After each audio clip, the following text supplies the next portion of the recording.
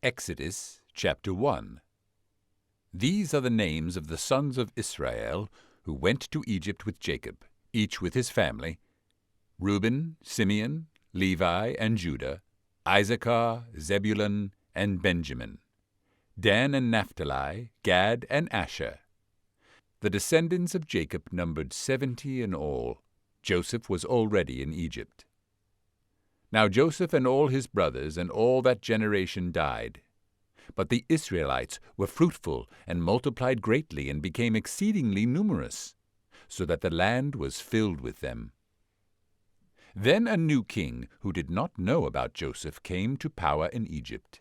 "Look," he said to his people, "the Israelites have become much too numerous for us. Come, we must deal shrewdly with them, or they will become even more numerous, and, if war breaks out, will join our enemies, fight against us, and leave the country." So they put slave masters over them to oppress them with forced labor, and they built Pithom and Ramses as store cities for Pharaoh. But the more they were oppressed, the more they multiplied and spread. So the Egyptians came to dread the Israelites and worked them ruthlessly. They made their lives bitter with hard labor in brick and mortar, and with all kinds of work in the fields. In all their hard labor, the Egyptians used them ruthlessly. The king of Egypt said to the Hebrew midwives, whose names were Shiphrah and Puah, "When you help the Hebrew women in childbirth and observe them on the delivery stool, if it is a boy, kill him, but if it is a girl, let her live." The midwives, however, feared God and did not do what the king of Egypt had told them to do. They let the boys live. Then the king of Egypt summoned the midwives and asked them, "Why have you done this? Why have you let the boys live?" The midwives answered Pharaoh, "Hebrew women are not like Egyptian women. They are vigorous and give birth before the midwives arrive." So God was kind to the midwives, and the people increased and became even more numerous. And because the midwives feared God, he gave them families of their own. Then Pharaoh gave this order to all his people: "Every boy that is born you must throw into the Nile, but let every girl live." Exodus chapter 2. Now a man of the house of Levi married a Levite woman, and she became pregnant and gave birth to a son. When she saw that he was a fine child, she hid him for 3 months. But when she could hide him no longer, she got a papyrus basket for him, and coated it with tar and pitch. Then she placed the child in it and put it among the reeds along the bank of the Nile. His sister stood at a distance to see what would happen to him. Then Pharaoh's daughter went down to the Nile to bathe, and her attendants were walking along the river bank. She saw the basket among the reeds and sent her slave girl to get it. She opened it and saw the baby. He was crying, and she felt sorry for him. "This is one of the Hebrew babies," she said. Then his sister asked Pharaoh's daughter, "Shall I go and get one of the Hebrew women to nurse the baby for you?" "Yes, go," she answered, and the girl went and got the baby's mother. Pharaoh's daughter said to her, "Take this baby and nurse him for me, and I will pay you." So the woman took the baby and nursed him. When the child grew older, she took him to Pharaoh's daughter, and he became her son. She named him Moses, saying, "I drew him out of the water." One day after Moses had grown up, he went out to where his own people were and watched them at their hard labor. He saw an Egyptian beating a Hebrew, one of his own people. Glancing this way and that, and seeing no one, he killed the Egyptian and hid him in the sand. The next day he went out and saw 2 Hebrews fighting. He asked the one in the wrong, "Why are you hitting your fellow Hebrew?" The man said, "Who made you ruler and judge over us? Are you thinking of killing me as you killed the Egyptian?" Then Moses was afraid and thought, "What I did must have become known." When Pharaoh heard of this, he tried to kill Moses. But Moses fled from Pharaoh and went to live in Midian, where he sat down by a well. Now a priest of Midian had 7 daughters, and they came to draw water and fill the troughs to water their father's flock. Some shepherds came along and drove them away, but Moses got up and came to their rescue and watered their flock. When the girls returned to Reuel their father, he asked them, "Why have you returned so early today?" They answered, "An Egyptian rescued us from the shepherds. He even drew water for us and watered the flock." "And where is he?" he asked his daughters. "Why did you leave him? Invite him to have something to eat." Moses agreed to stay with the man, who gave his daughter Zipporah to Moses in marriage. Zipporah gave birth to a son, and Moses named him Gershom, saying, "I have become an alien in a foreign land." During that long period, the king of Egypt died. The Israelites groaned in their slavery and cried out, and their cry for help because of their slavery went up to God.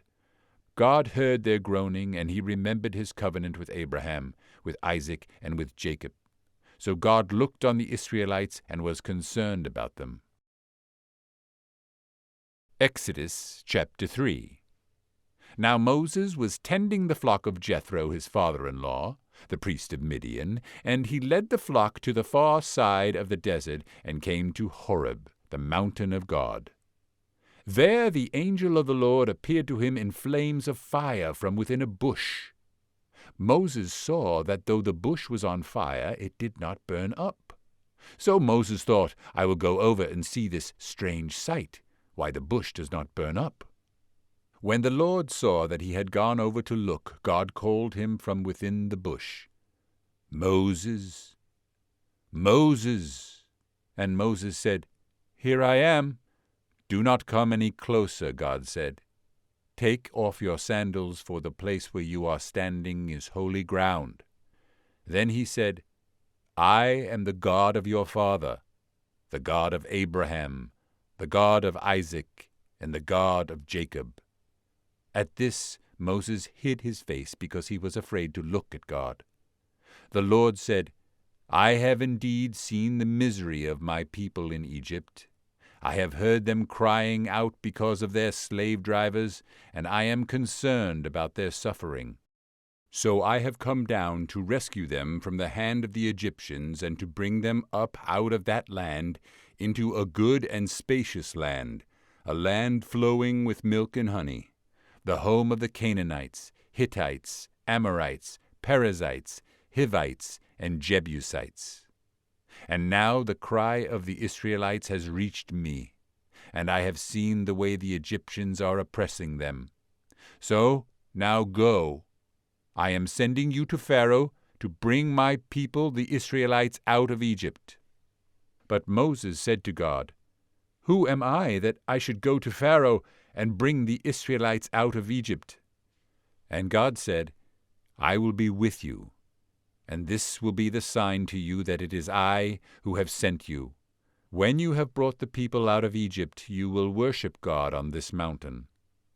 Moses said to God, "Suppose I go to the Israelites and say to them, 'The God of your fathers has sent me to you,' and they ask me, 'What is his name?'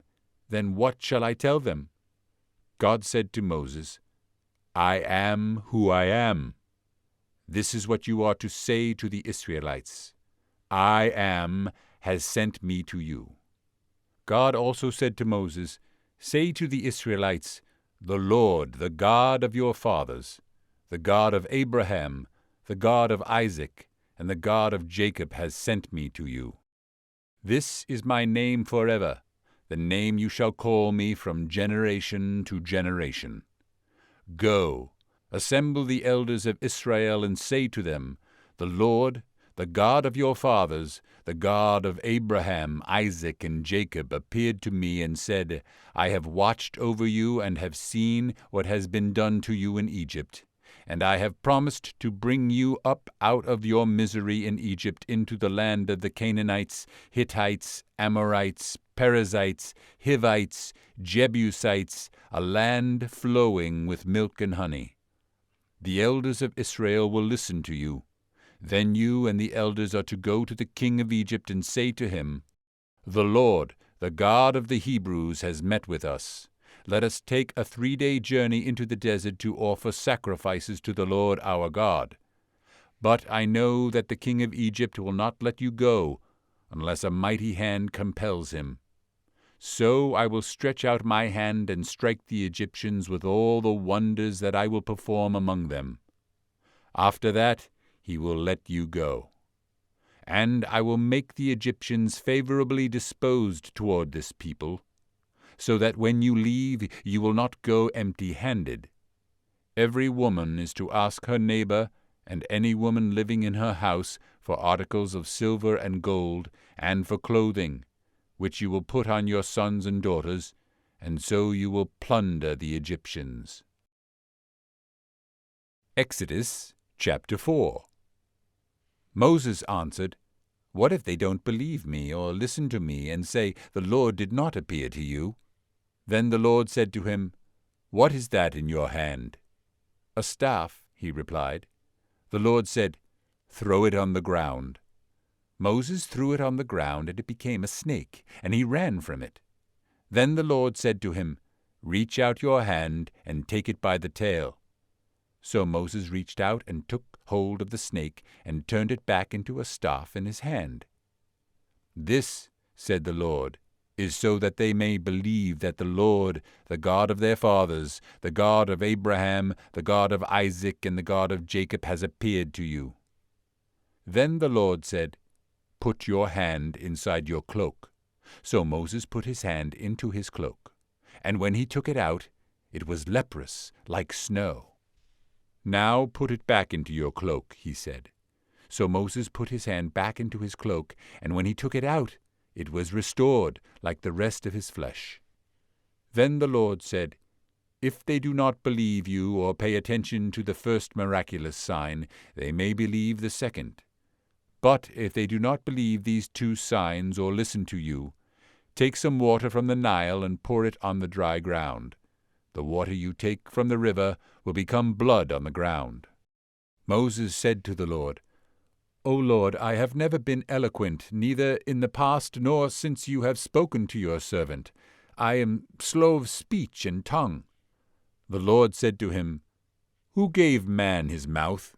Who makes him deaf or mute? Who gives him sight or makes him blind? Is it not I, the Lord? Now go. I will help you speak, and will teach you what to say." But Moses said, "O Lord, please send someone else to do it." Then the Lord's anger burned against Moses, and he said, "What about your brother Aaron the Levite? I know he can speak well. He is already on his way to meet you, and his heart will be glad when he sees you. You shall speak to him and put words in his mouth. I will help both of you speak and will teach you what to do.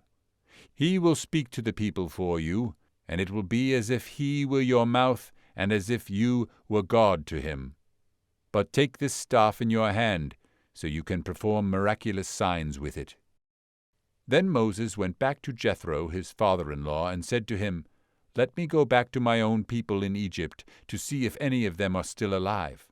Jethro said, "Go, and I wish you well." Now the Lord had said to Moses in Midian, "Go back to Egypt, for all the men who wanted to kill you are dead." So Moses took his wife and sons, put them on a donkey, and started back to Egypt, and he took the staff of God in his hand. The Lord said to Moses, "When you return to Egypt, see that you perform before Pharaoh all the wonders I have given you the power to do. But I will harden his heart, so that he will not let the people go. Then say to Pharaoh, 'This is what the Lord says. Israel is my firstborn son, and I told you, let my son go, so he may worship me. But you refuse to let him go, so I will kill your firstborn son.'" At a lodging place on the way the Lord met Moses, and was about to kill him. But Zipporah took a flint knife, cut off her son's foreskin, and touched Moses' feet with it. "Surely you are a bridegroom of blood to me," she said. So the Lord let him alone. At that time she said, "bridegroom of blood," referring to circumcision. The Lord said to Aaron, "Go into the desert to meet Moses." So he met Moses at the mountain of God and kissed him. Then Moses told Aaron everything the Lord had sent him to say, and also about all the miraculous signs he had commanded him to perform. Moses and Aaron brought together all the elders of the Israelites, and Aaron told them everything the Lord had said to Moses. He also performed the signs before the people, and they believed. And when they heard that the Lord was concerned about them and had seen their misery, they bowed down and worshipped. Exodus chapter 5. Afterward, Moses and Aaron went to Pharaoh and said, "This is what the Lord, the God of Israel, says, 'Let my people go, so that they may hold a festival to me in the desert.'" Pharaoh said, "Who is the Lord that I should obey him and let Israel go? I do not know the Lord, and I will not let Israel go." Then they said, "The God of the Hebrews has met with us. Now let us take a 3-day journey into the desert to offer sacrifices to the Lord our God. Or he may strike us with plagues, or with the sword." But the king of Egypt said, "Moses and Aaron, why are you taking the people away from their labor? Get back to your work." Then Pharaoh said, "Look, the people of the land are now numerous, and you are stopping them from working." That same day Pharaoh gave this order to the slave drivers and foremen in charge of the people: "You are no longer to supply the people with straw for making bricks. Let them go and gather their own straw, but require them to make the same number of bricks as before. Don't reduce the quota. They are lazy, that is why they are crying out, 'Let's go and sacrifice to our God.' Make the work harder for the men, so that they keep working and pay no attention to lies." Then the slave drivers and the foremen went out and said to the people, "This is what Pharaoh says, 'I will not give you any more straw. Go and get your own straw wherever you can find it, but your work will not be reduced at all.'" So the people scattered all over Egypt to gather stubble to use for straw. The slave drivers kept pressing them, saying, "Complete the work required of you for each day, just as when you had straw." The Israelite foreman appointed by Pharaoh's slave drivers was beaten and were asked, "Why didn't you meet your quota of bricks yesterday or today as before?" Then the Israelite foreman went and appealed to Pharaoh. "Why have you treated your servants this way? Your servants are given no straw, yet we are told, 'Make bricks.' Your servants are being beaten, but the fault is with your own people." Pharaoh said, "Lazy, that's what you are, lazy. That is why you keep saying, 'Let us go and sacrifice to the Lord.' Now get to work. You will not be given any straw, yet you must produce your full quota of bricks." The Israelite foremen realized they were in trouble when they were told, "You are not to reduce the number of bricks required of you for each day." When they left Pharaoh, they found Moses and Aaron waiting to meet them, and they said, "May the Lord look upon you and judge you. You have made us a stench to Pharaoh and his officials, and have put a sword in their hand to kill us." Moses returned to the Lord and said, "O Lord, why have you brought trouble upon this people? Is this why you sent me? Ever since I went to Pharaoh to speak in your name, he has brought trouble upon this people, and you have not rescued your people at all." Exodus chapter 6. Then the Lord said to Moses, "Now you will see what I will do to Pharaoh. Because of my mighty hand he will let them go. Because of my mighty hand he will drive them out of his country." God also said to Moses, "I am the Lord. I appeared to Abraham, to Isaac, and to Jacob as God Almighty, but by my name, the Lord, I did not make myself known to them. I also established my covenant with them to give them the land of Canaan, where they lived as aliens. Moreover, I have heard the groaning of the Israelites, whom the Egyptians are enslaving, and I have remembered my covenant. Therefore say to the Israelites, I am the Lord, and I will bring you out from under the yoke of the Egyptians. I will free you from being slaves to them, and I will redeem you with an outstretched arm and with mighty acts of judgment.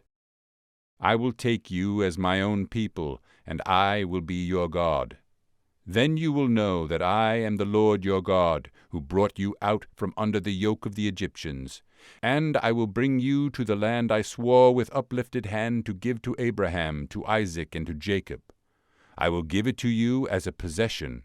I am the Lord." Moses reported this to the Israelites, but they did not listen to him because of their discouragement and cruel bondage. Then the Lord said to Moses, "Go, tell Pharaoh, king of Egypt, to let the Israelites go out of his country." But Moses said to the Lord, "If the Israelites will not listen to me, why would Pharaoh listen to me, since I speak with faltering lips?" Now the Lord spoke to Moses and Aaron about the Israelites and Pharaoh king of Egypt, and he commanded them to bring the Israelites out of Egypt.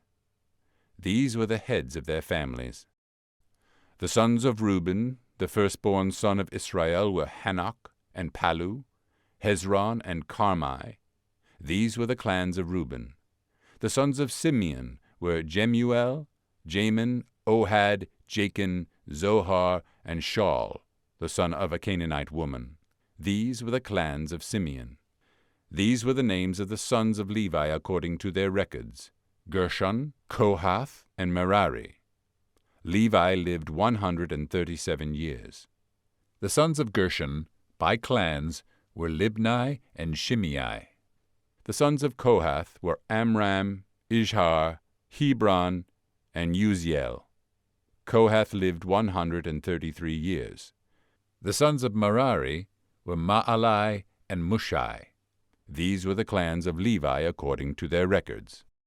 Amram married his father's sister Jochebed, who bore him Aaron and Moses. Amram lived 137 years. The sons of Izhar were Korah, Nepheg, and Zikri. The sons of Uziel were Mishael, Elzaphan, and Sithri. Aaron married Elisheba, daughter of Amminadab, and sister of Nashon, and she bore him Nadab, and Abihu, Eleazar, and Ithamar. The sons of Korah were Asher, Elkanah, and Abisaph. These were the Korahite clans. Eleazar, son of Aaron, married one of the daughters of Putiel, and she bore him Phinehas. These were the heads of the Levite families, clan by clan. It was this same Aaron and Moses to whom the Lord said, "Bring the Israelites out of Egypt by their divisions." They were the ones who spoke to Pharaoh, king of Egypt, about bringing the Israelites out of Egypt. It was the same Moses and Aaron. Now when the Lord spoke to Moses in Egypt, he said to him, "I am the Lord. Tell Pharaoh, king of Egypt, everything I tell you." But Moses said to the Lord, "Since I speak with faltering lips, why would Pharaoh listen to me?" Exodus chapter 7. Then the Lord said to Moses, "See, I have made you like God to Pharaoh, and your brother Aaron will be your prophet. You are to say everything I command you, and your brother Aaron is to tell Pharaoh to let the Israelites go out of his country. But I will harden Pharaoh's heart, and though I multiply my miraculous signs and wonders in Egypt, he will not listen to you. Then I will lay my hand on Egypt, and with mighty acts of judgment I will bring out my divisions, my people the Israelites. And the Egyptians will know that I am the Lord when I stretch out my hand against Egypt and bring the Israelites out of it." Moses and Aaron did just as the Lord commanded them.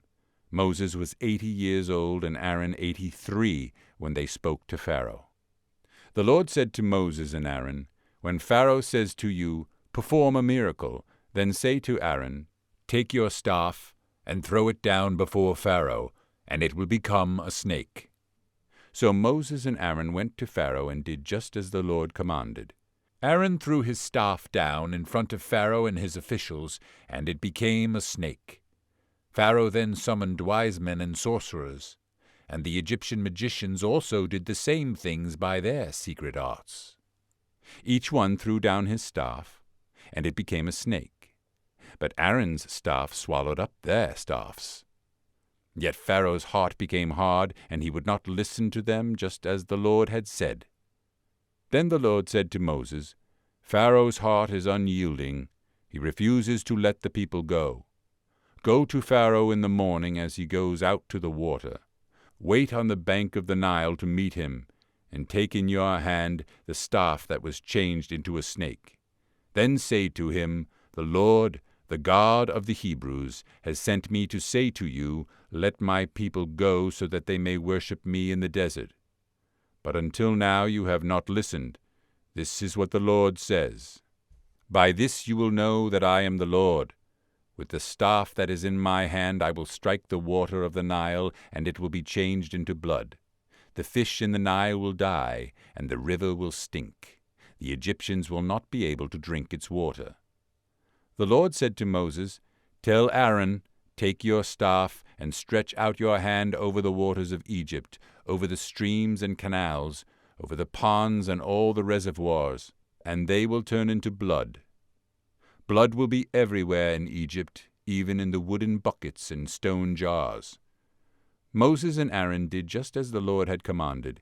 He raised his staff in the presence of Pharaoh and his officials and struck the water of the Nile, and all the water was changed into blood. The fish in the Nile died, and the river smelled so bad that the Egyptians could not drink its water. Blood was everywhere in Egypt. But the Egyptian magicians did the same thing by their secret arts, and Pharaoh's heart became hard. He would not listen to Moses and Aaron, just as the Lord had said. Instead, he turned and went into his palace, and did not take even this to heart. And all the Egyptians dug along the Nile to get drinking water, because they could not drink the water of the river. 7 days passed after the Lord struck the Nile. Exodus chapter 8. Then the Lord said to Moses, Go to Pharaoh and say to him, This is what the Lord says, Let my people go, so that they may worship me. If you refuse to let them go, I will plague your whole country with frogs. The Nile will teem with frogs. They will come up into your palace and your bedroom and into your bed, into the houses of your officials and on your people, and into your ovens and kneading troughs. The frogs will go up on you and your people and all your officials. Then the Lord said to Moses, Tell Aaron, Stretch out your hand with your staff over the streams and canals and ponds, and make frogs come up on the land of Egypt. So Aaron stretched out his hand over the waters of Egypt, and the frogs came up and covered the land. But the magicians did the same things by their secret arts. They also made frogs come up on the land of Egypt. Pharaoh summoned Moses and Aaron and said, Pray to the Lord to take the frogs away from me and my people. I will let your people go to offer sacrifices to the Lord. Moses said to Pharaoh, I leave to you the honor of setting the time for me to pray for you and your officials and your people, that you and your houses may be rid of the frogs, except for those that remain in the Nile. Tomorrow, Pharaoh said. Moses replied, It will be as you say, so that you may know that there is no one like the Lord our God. The frogs will leave you and your houses, your officials and your people. They will remain only in the Nile. After Moses and Aaron left Pharaoh, Moses cried out to the Lord about the frogs he had brought on Pharaoh. And the Lord did what Moses asked. The frogs died in the houses, in the courtyards, and in the fields. They were piled into heaps, and the land reeked of them. But when Pharaoh saw that there was relief, he hardened his heart and would not listen to Moses and Aaron, just as the Lord had said. Then the Lord said to Moses, Tell Aaron, Stretch out your staff and strike the dust of the ground, and throughout the land of Egypt the dust will become gnats. They did this, and when Aaron stretched out his hand with the staff and struck the dust of the ground, gnats came upon men and animals. All the dust throughout the land of Egypt became gnats. But when the magicians tried to produce gnats by their secret arts, they could not, and the gnats were on men and animals. The magicians said to Pharaoh, This is the finger of God. But Pharaoh's heart was hard, and he would not listen, just as the Lord had said. Then the Lord said to Moses, Get up early in the morning and confront Pharaoh as he goes to the water, and say to him, This is what the Lord says, Let my people go so that they may worship me.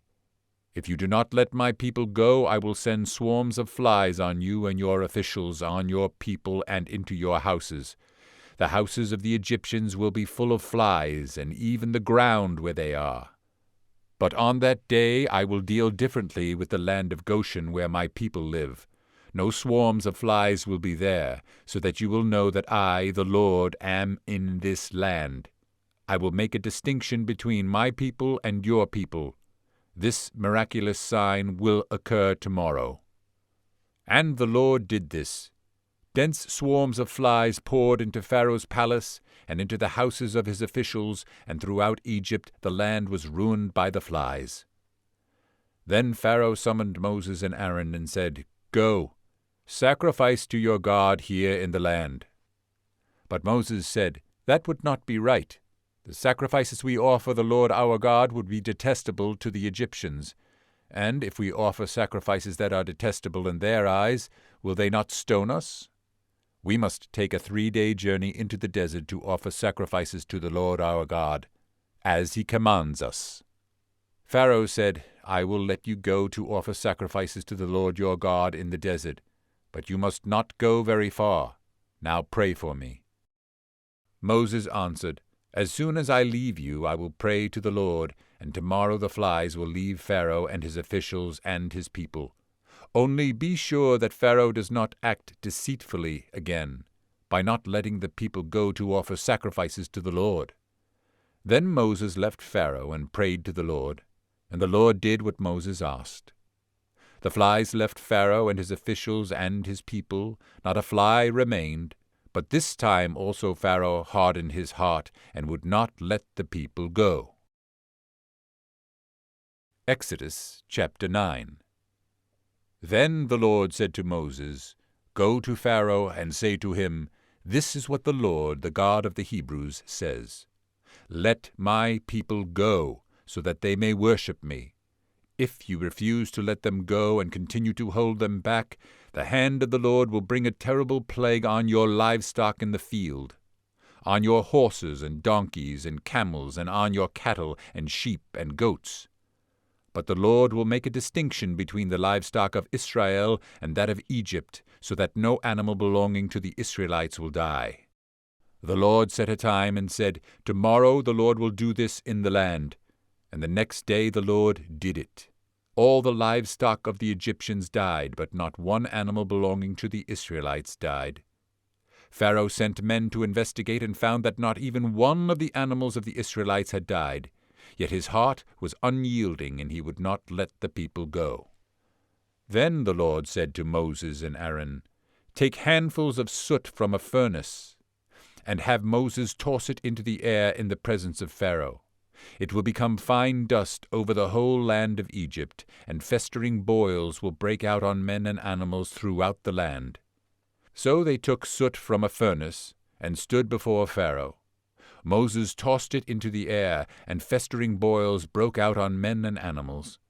The magicians could not stand before Moses, because of the boils that were on them and on all the Egyptians. But the Lord hardened Pharaoh's heart, and he would not listen to Moses and Aaron, just as the Lord had said to Moses. Then the Lord said to Moses, "Get up early in the morning, confront Pharaoh, and say to him, 'This is what the Lord, the God of the Hebrews, says. Let my people go so that they may worship me. Or this time I will send the full force of my plagues against you and against your officials and your people, so you may know that there is no one like me in all the earth. For by now I could have stretched out my hand and struck you and your people with a plague that would have wiped you off the earth. But I have raised you up for this very purpose, that I might show you my power, and that my name might be proclaimed in all the earth. You still set yourself against my people and will not let them go.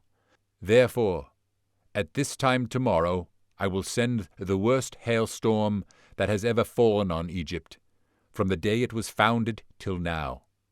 Give an order now to bring your livestock and everything you have in the field to a place of shelter, because the hail will fall on every man and animal that has not been brought in and is still out in the field, and they will die." Those officials of Pharaoh who feared the word of the Lord hurried to bring their slaves and their livestock inside, but those who ignored the word of the Lord left their slaves and livestock in the field. Then the Lord said to Moses, stretch out your hand toward the sky, so that hail will fall all over Egypt, on men and animals and on everything growing in the fields of Egypt." When Moses stretched out his staff toward the sky, the Lord sent thunder and hail, and lightning flashed down to the ground. So the Lord rained hail on the land of Egypt. Hail fell and lightning flashed back and forth. It was the worst storm in all the land of Egypt since it had become a nation. Throughout Egypt hail struck everything in the fields, both men and animals. It beat down everything growing in the fields and stripped every tree. The only place it did not hail was the land of Goshen, where the Israelites were. Then Pharaoh summoned Moses and Aaron. "This time I have sinned," he said to them. "The Lord is in the right, and I and my people are in the wrong. Pray to the Lord, for we have had enough thunder and hail. I will let you go. You don't have to stay any longer." Moses replied, "When I have gone out of the city, I will spread out my hands in prayer to the Lord. The thunder will stop, and there will be no more hail, so you may know that the earth is the Lord's. But I know that you and your officials still do not fear the Lord God." The flax and barley were destroyed, since the barley had headed, and the flax was in bloom. The wheat and spelt, however, were not destroyed, because they ripen later. Then Moses left Pharaoh and went out of the city. He spread out his hands toward the Lord. The thunder and the hail stopped, and the rain no longer poured down on the land. When Pharaoh saw that the rain and hail and thunder had stopped, he sinned again. He and his officials hardened their hearts.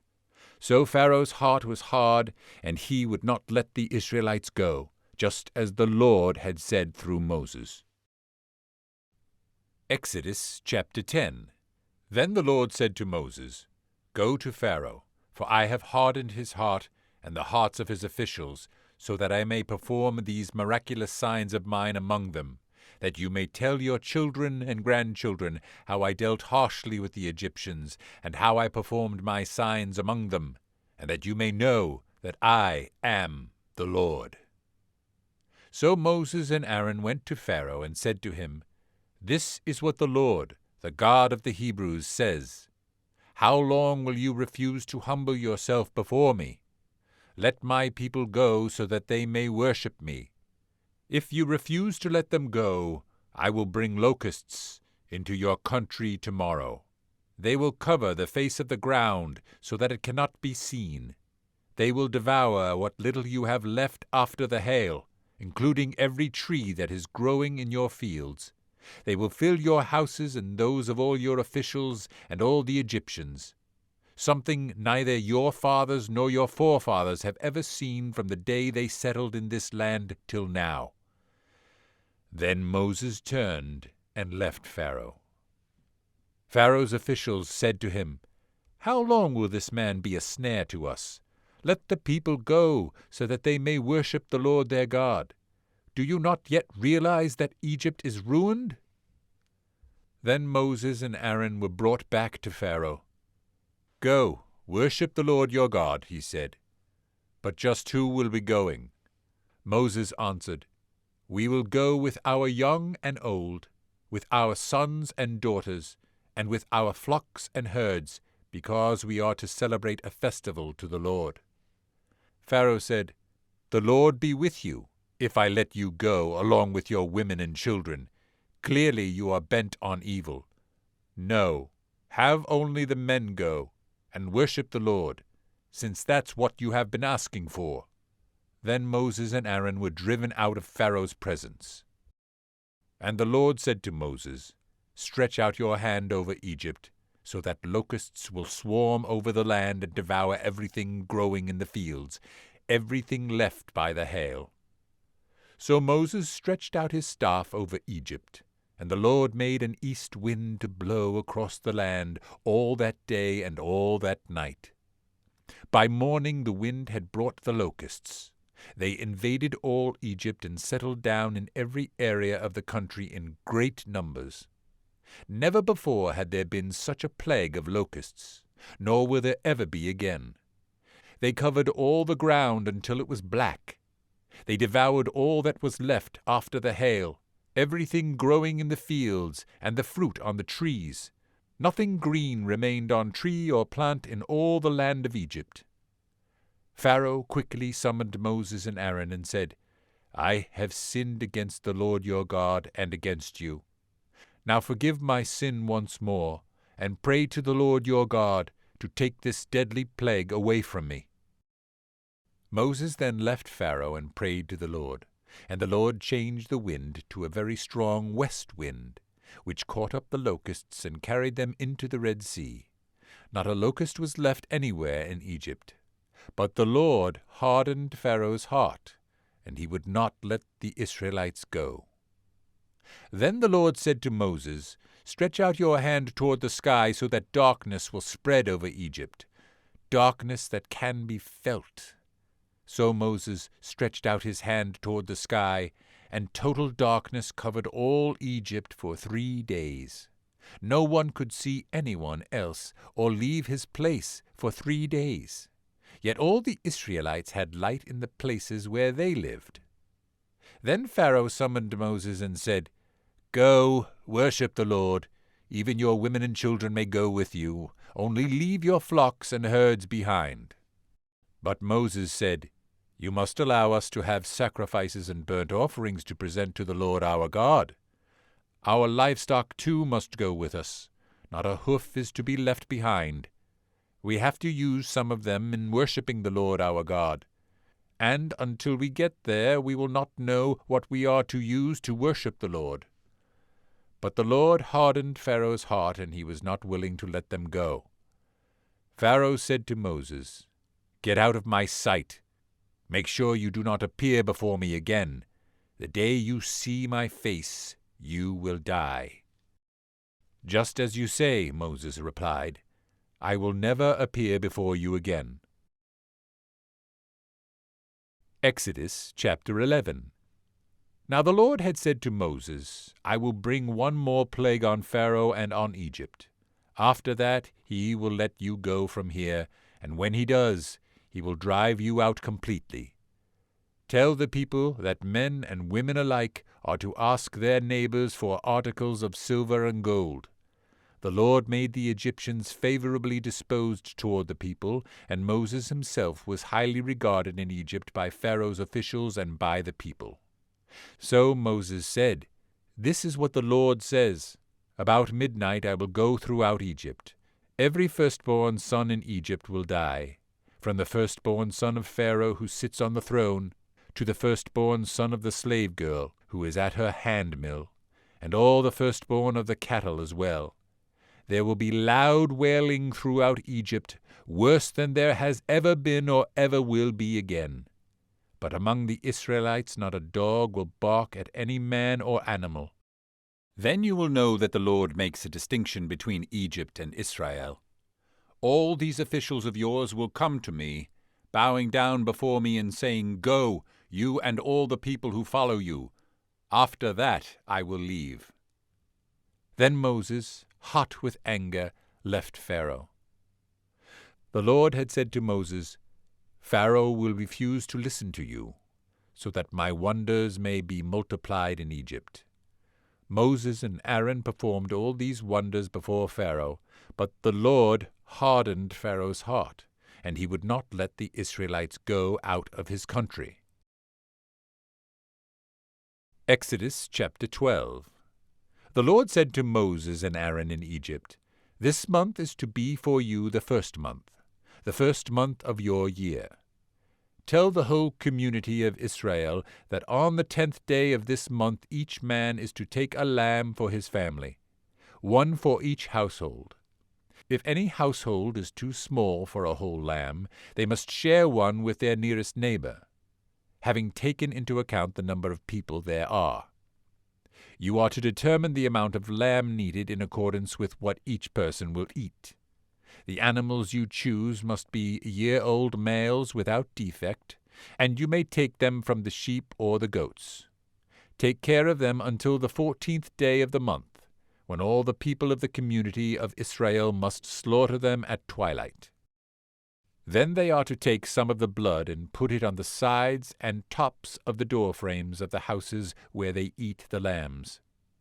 That same night they are to eat the meat roasted over the fire, along with bitter herbs, and bread made without yeast. Do not eat the meat raw or cooked in water, but roast it over the fire, head, legs, and inner parts. Do not leave any of it till morning. If some is left till morning, you must burn it. This is how you are to eat it, with your cloak tucked into your belt, your sandals on your feet, and your staff in your hand. Eat it in haste. It is the Lord's Passover. On that same night I will pass through Egypt and strike down every firstborn, both men and animals. And I will bring judgment on all the gods of Egypt. I am the Lord. The blood will be a sign for you on the houses where you are, and when I see the blood I will pass over you. No destructive plague will touch you when I strike Egypt. This is a day you are to commemorate. For the generations to come you shall celebrate it as a festival to the Lord, a lasting ordinance. For 7 days you are to eat bread made without yeast. On the first day remove the yeast from your houses. For whoever eats anything with yeast in it from the first day through the 7th must be cut off from Israel. On the first day hold a sacred assembly, and another one on the 7th day. Do no work at all on these days except to prepare food for everyone to eat. That is all you may do. Celebrate the feast of unleavened bread, because it was on this very day that I brought your divisions out of Egypt. Celebrate this day as a lasting ordinance for the generations to come. In the first month you are to eat bread made without yeast, from the evening of the 14th day until the evening of the 21st day. For 7 days no yeast is to be found in your houses, and whoever eats anything with yeast in it must be cut off from the community of Israel, whether he is an alien or native born. Eat nothing made with yeast. Wherever you live, you must eat unleavened bread. Then Moses summoned all the elders of Israel and said to them, Go at once and select the animals for your families, and slaughter the Passover lamb. Take a bunch of hyssop, dip it into the blood in the basin, and put some of the blood on the top and on both sides of the doorframe. Not one of you shall go out the door of his house until morning.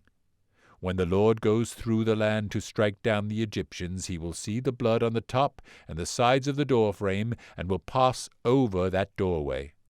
And he will not permit the destroyer to enter your houses and strike you down. Obey these instructions as a lasting ordinance for you and your descendants. When you enter the land that the Lord will give you as he promised, observe this ceremony. And when your children ask you, What does this ceremony mean to you? Then tell them, It is the Passover sacrifice to the Lord, who passed over the houses of the Israelites in Egypt and spared our homes when he struck down the Egyptians. Then the people bowed down and worshipped. The Israelites did just what the Lord commanded Moses and Aaron.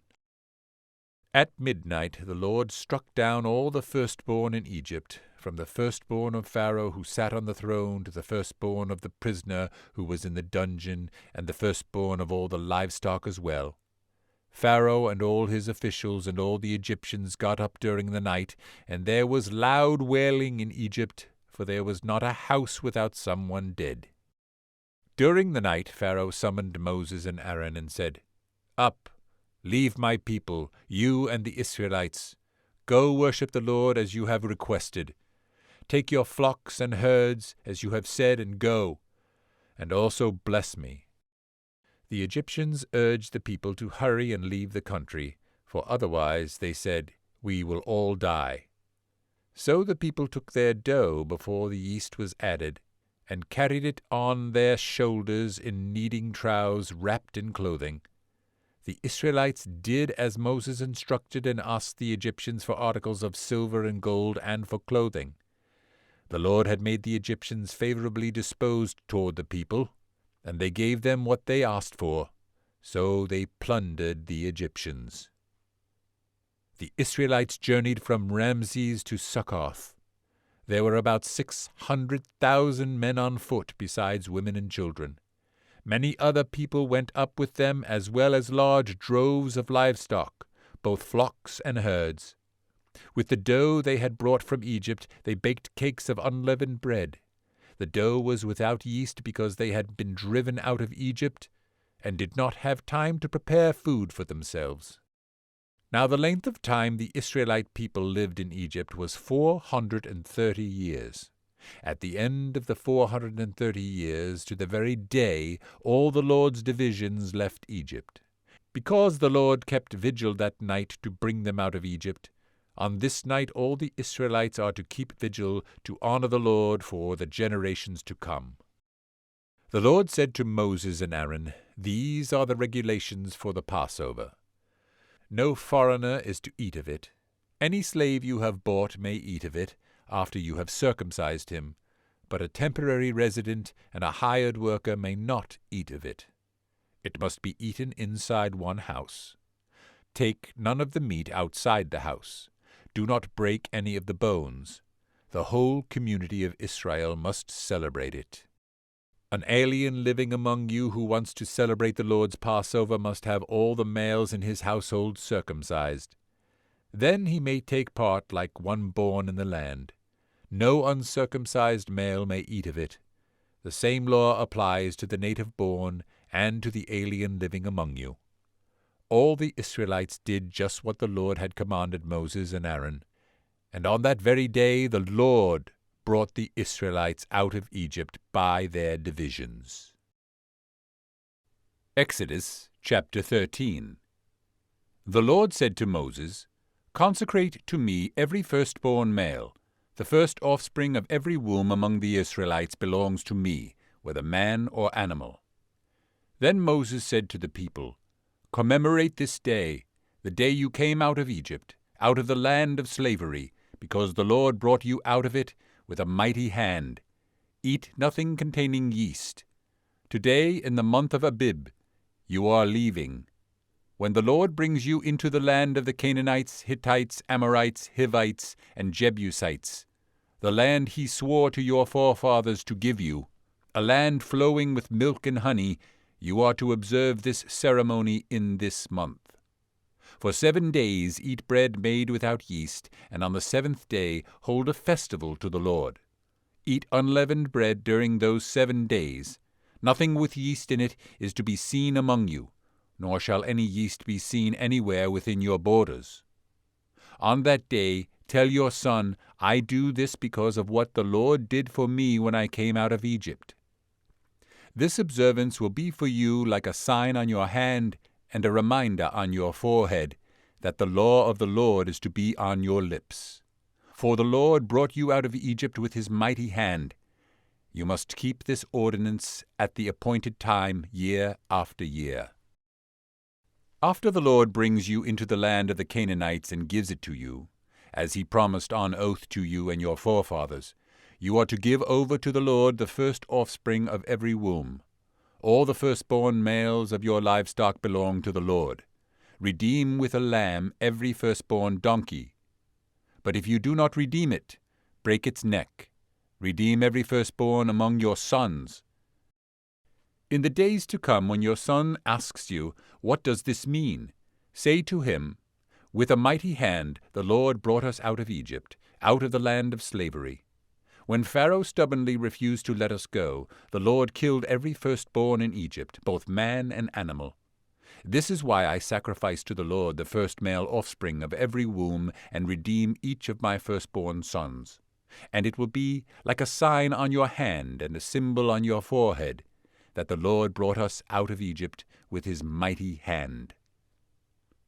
When Pharaoh let the people go, God did not lead them on the road through the Philistine country, though that was shorter, for God said, if they face war, they might change their minds and return to Egypt. So God led the people around by the desert road, toward the Red Sea. The Israelites went up out of Egypt armed for battle. Moses took the bones of Joseph with him, because Joseph had made the sons of Israel swear an oath. He had said, God will surely come to your aid, and then you must carry my bones up with you from this place." After leaving Succoth, they camped at Etham, on the edge of the desert. By day the Lord went ahead of them in a pillar of cloud to guide them on their way, and by night in a pillar of fire to give them light, so that they could travel by day or night. Neither the pillar of cloud by day nor the pillar of fire by night left its place in front of the people. Exodus chapter 14. Then the Lord said to Moses, "Tell the Israelites to turn back and encamp near Pi-hahiroth, between Migdol and the sea. They are to encamp by the sea, directly opposite Baal-zephon. Pharaoh will think the Israelites are wandering around the land in confusion, hemmed in by the desert. And I will harden Pharaoh's heart, and he will pursue them. But I will gain glory for myself through Pharaoh and all his army, and the Egyptians will know that I am the Lord." So the Israelites did this. When the king of Egypt was told that the people had fled, Pharaoh and his officials changed their minds about them and said, "What have we done? We have let the Israelites go and have lost their services." So he had his chariots made ready and took his army with him. He took 600 of the best chariots, along with all the other chariots of Egypt, with officers over all of them. The Lord hardened the heart of Pharaoh, king of Egypt, so that he pursued the Israelites, who were marching out boldly. The Egyptians, all Pharaoh's horses and chariots, horsemen and troops, pursued the Israelites and overtook them as they camped by the sea near Pi-hahiroth, opposite Baal-zephon. As Pharaoh approached, the Israelites looked up, and there were the Egyptians marching after them. They were terrified and cried out to the Lord. They said to Moses, "Was it because there were no graves in Egypt that you brought us to the desert to die? What have you done to us by bringing us out of Egypt? Didn't we say to you in Egypt, 'Leave us alone, let us serve the Egyptians'? It would have been better for us to serve the Egyptians than to die in the desert." Moses answered the people, "Do not be afraid. Stand firm, and you will see the deliverance the Lord will bring you today. The Egyptians you see today you will never see again. The Lord will fight for you. You need only to be still." Then the Lord said to Moses, "Why are you crying out to me? Tell the Israelites to move on. Raise your staff and stretch out your hand over the sea to divide the water so that the Israelites can go through the sea on dry ground. I will harden the hearts of the Egyptians so that they will go in after them, and I will gain glory through Pharaoh and all his army, through his chariots and his horsemen. The Egyptians will know that I am the Lord when I gain glory through Pharaoh, his chariots, and his horsemen." Then the angel of God, who had been traveling in front of Israel's army, withdrew and went behind them. The pillar of cloud also moved from in front and stood behind them, coming between the armies of Egypt and Israel. Throughout the night the cloud brought darkness to one side and light to the other side, so neither went near the other all night long. Then Moses stretched out his hand over the sea, and all that night the Lord drove the sea back with a strong east wind and turned it into dry land. The waters were divided, and the Israelites went through the sea on dry ground, with a wall of water on their right and on their left. The Egyptians pursued them, and all Pharaoh's horses and chariots and horsemen followed them into the sea. During the last watch of the night, the Lord looked down from the pillar of fire and cloud at the Egyptian army and threw it into confusion. He made the wheels of the chariots come off so that they had difficulty driving. And the Egyptians said, "Let's get away from the Israelites. The Lord is fighting for them against Egypt." Then the Lord said to Moses, "Stretch out your hand over the sea so that the waters may flow back over the Egyptians and their chariots and horsemen." Moses stretched out his hand over the sea, and at daybreak the sea went back to its place. The Egyptians were fleeing toward it, and the Lord swept them into the sea. The water flowed back and covered the chariots and horsemen, the entire army of Pharaoh that had followed the Israelites into the sea. Not one of them survived. But the Israelites went through the sea on dry ground, with a wall of water on their right and on their left. That day the Lord saved Israel from the hands of the Egyptians, and Israel saw the Egyptians lying dead on the shore. And when the Israelites saw the great power of the Lord displayed against the Egyptians, the people feared the Lord, and put their trust in him and in Moses his servant. Exodus chapter 15. Then Moses and the Israelites sang this song to the Lord. I will sing to the Lord, for he is highly exalted. The horse and its rider he has hurled into the sea.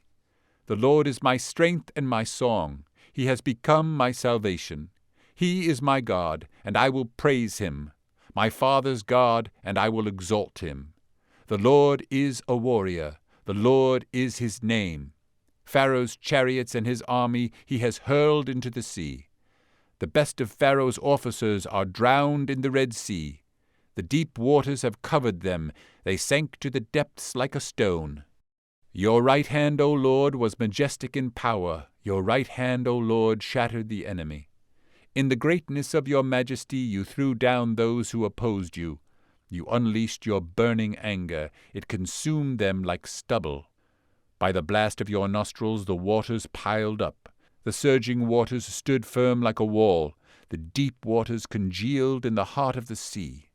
The enemy boasted, I will pursue, I will overtake them, I will divide the spoils, I will gorge myself on them, I will draw my sword, and my hand will destroy them.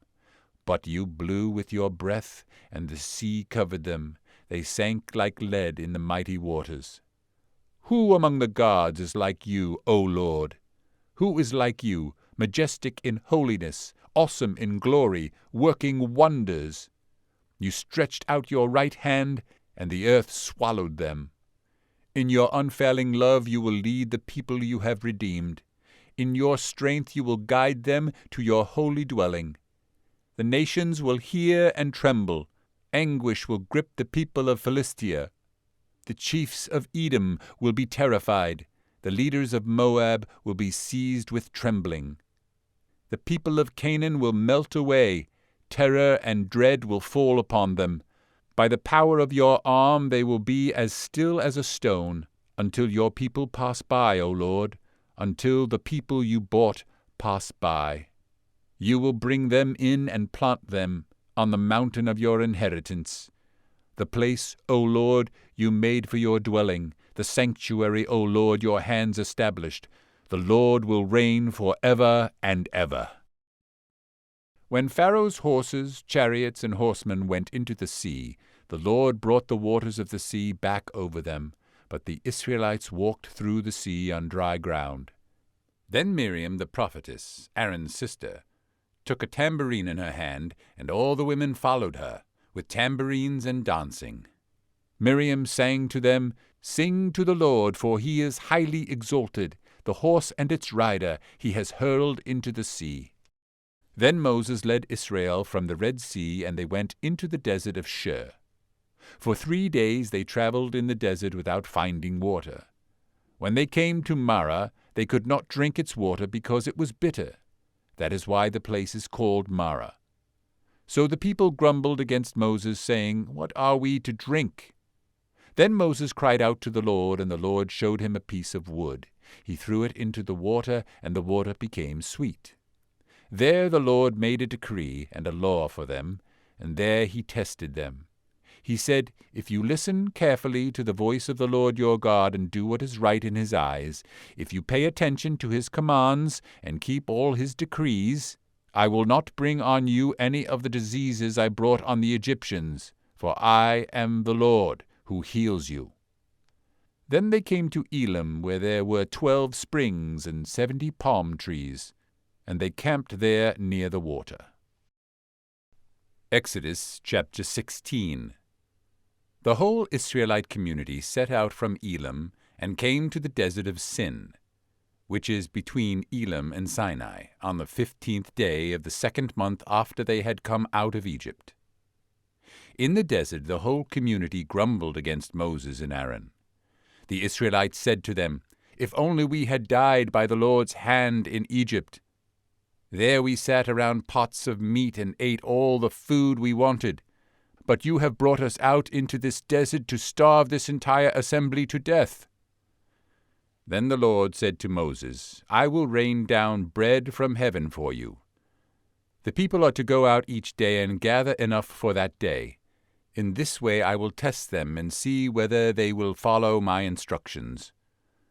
On the 6th day they are to prepare what they bring in, and that is to be twice as much as they gather on the other days." So Moses and Aaron said to all the Israelites, "In the evening you will know that it was the Lord who brought you out of Egypt. And in the morning you will see the glory of the Lord, because he has heard your grumbling against him. Who are we that you should grumble against us?" Moses also said, "You will know that it was the Lord, when he gives you meat to eat in the evening and all the bread you want in the morning, because he has heard your grumbling against him. Who are we? You are not grumbling against us, but against the Lord."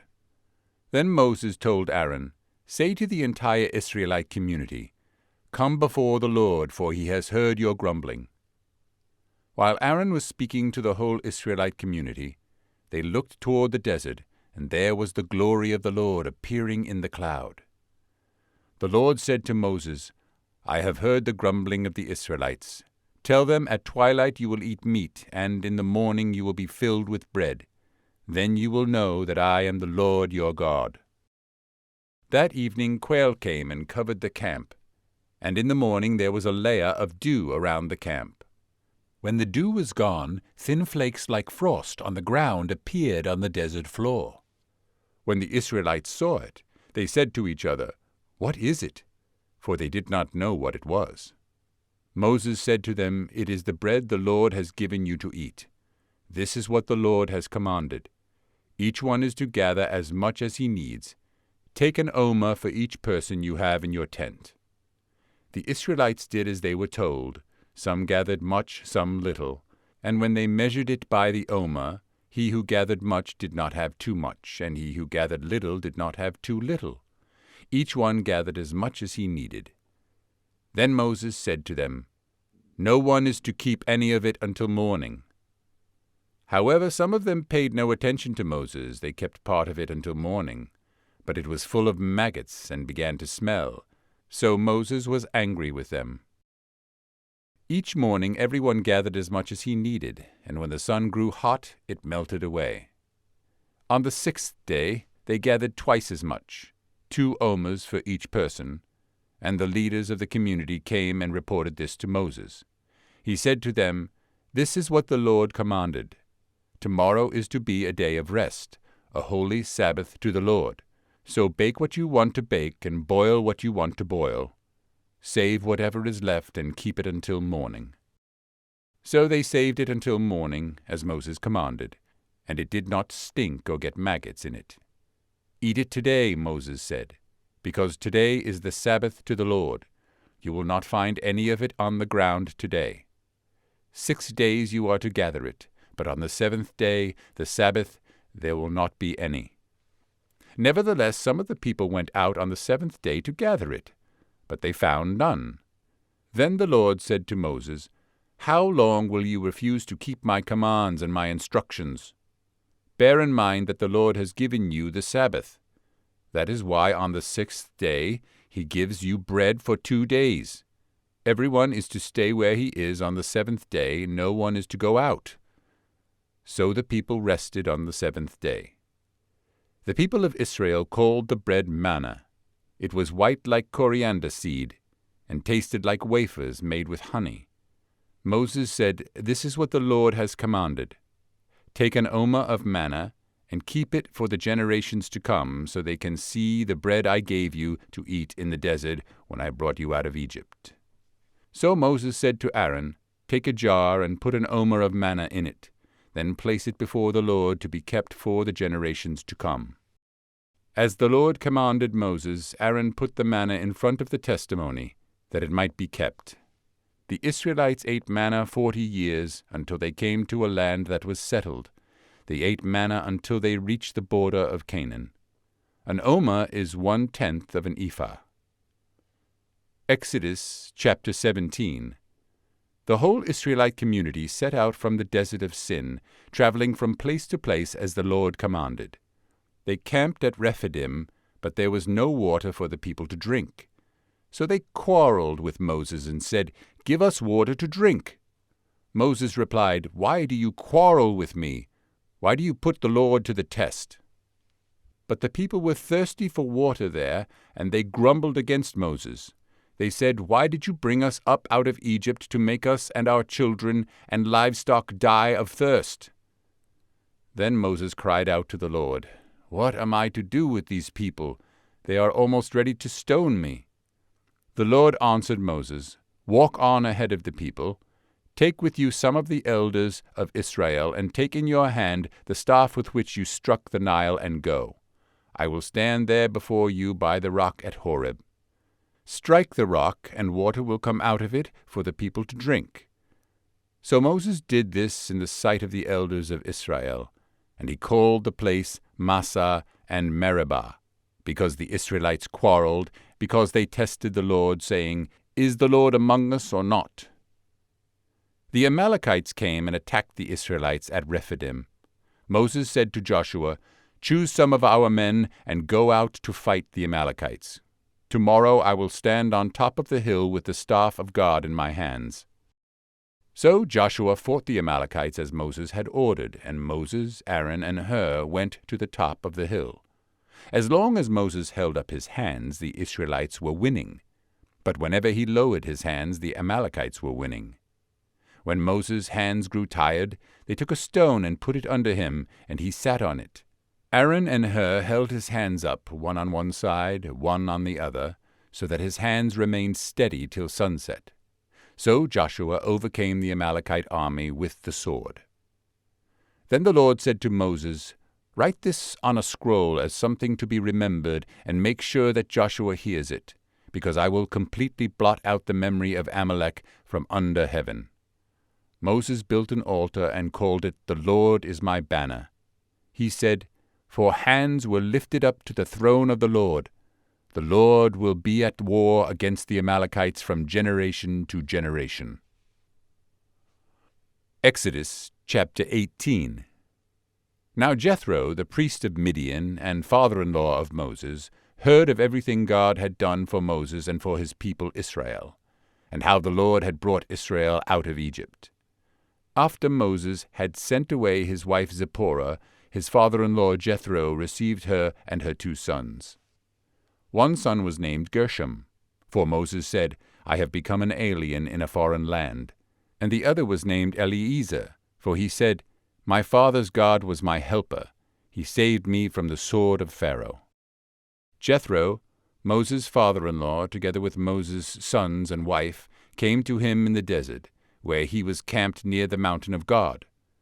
Jethro had sent word to him, "I, your father-in-law Jethro, am coming to you with your wife and her 2 sons."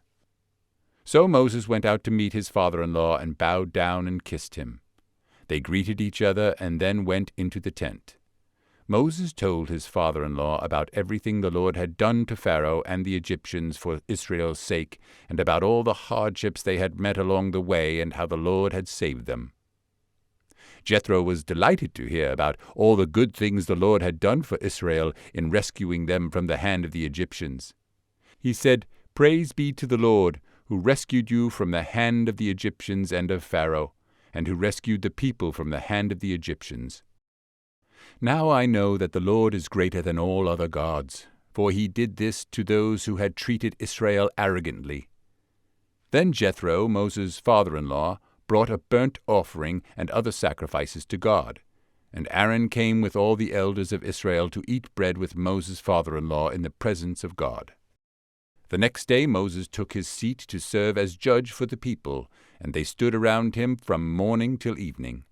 When his father-in-law saw all that Moses was doing for the people, he said, "What is this you are doing for the people? Why do you alone sit as judge, while all these people stand around you from morning till evening?" Moses answered him, "Because the people come to me to seek God's will. Whenever they have a dispute, it is brought to me, and I decide between the parties and inform them of God's decrees and laws." Moses' father-in-law replied, "What you are doing is not good. You and these people who come to you will only wear yourselves out. The work is too heavy for you. You cannot handle it alone. Listen now to me, and I will give you some advice, and may God be with you. You must be the people's representative before God and bring their disputes to him. Teach them the decrees and laws, and show them the way to live and the duties they are to perform. But select capable men from all the people, men who fear God, trustworthy men who hate dishonest gain, and appoint them as officials over thousands, hundreds, fifties, and tens. Have them serve as judges for the people at all times, but have them bring every difficult case to you. The simple cases they can decide themselves. That will make your load lighter because they will share it with you. If you do this, and God so commands, you will be able to stand the strain, and all these people will go home satisfied." Moses listened to his father-in-law and did everything he said. He chose capable men from all Israel and made them leaders of the people, officials over thousands, hundreds, fifties, and tens. They served as judges for the people at all times. The difficult cases they brought to Moses, but the simple ones they decided themselves. Then Moses sent his father-in-law on his way, and Jethro returned to his own country. Exodus chapter 19.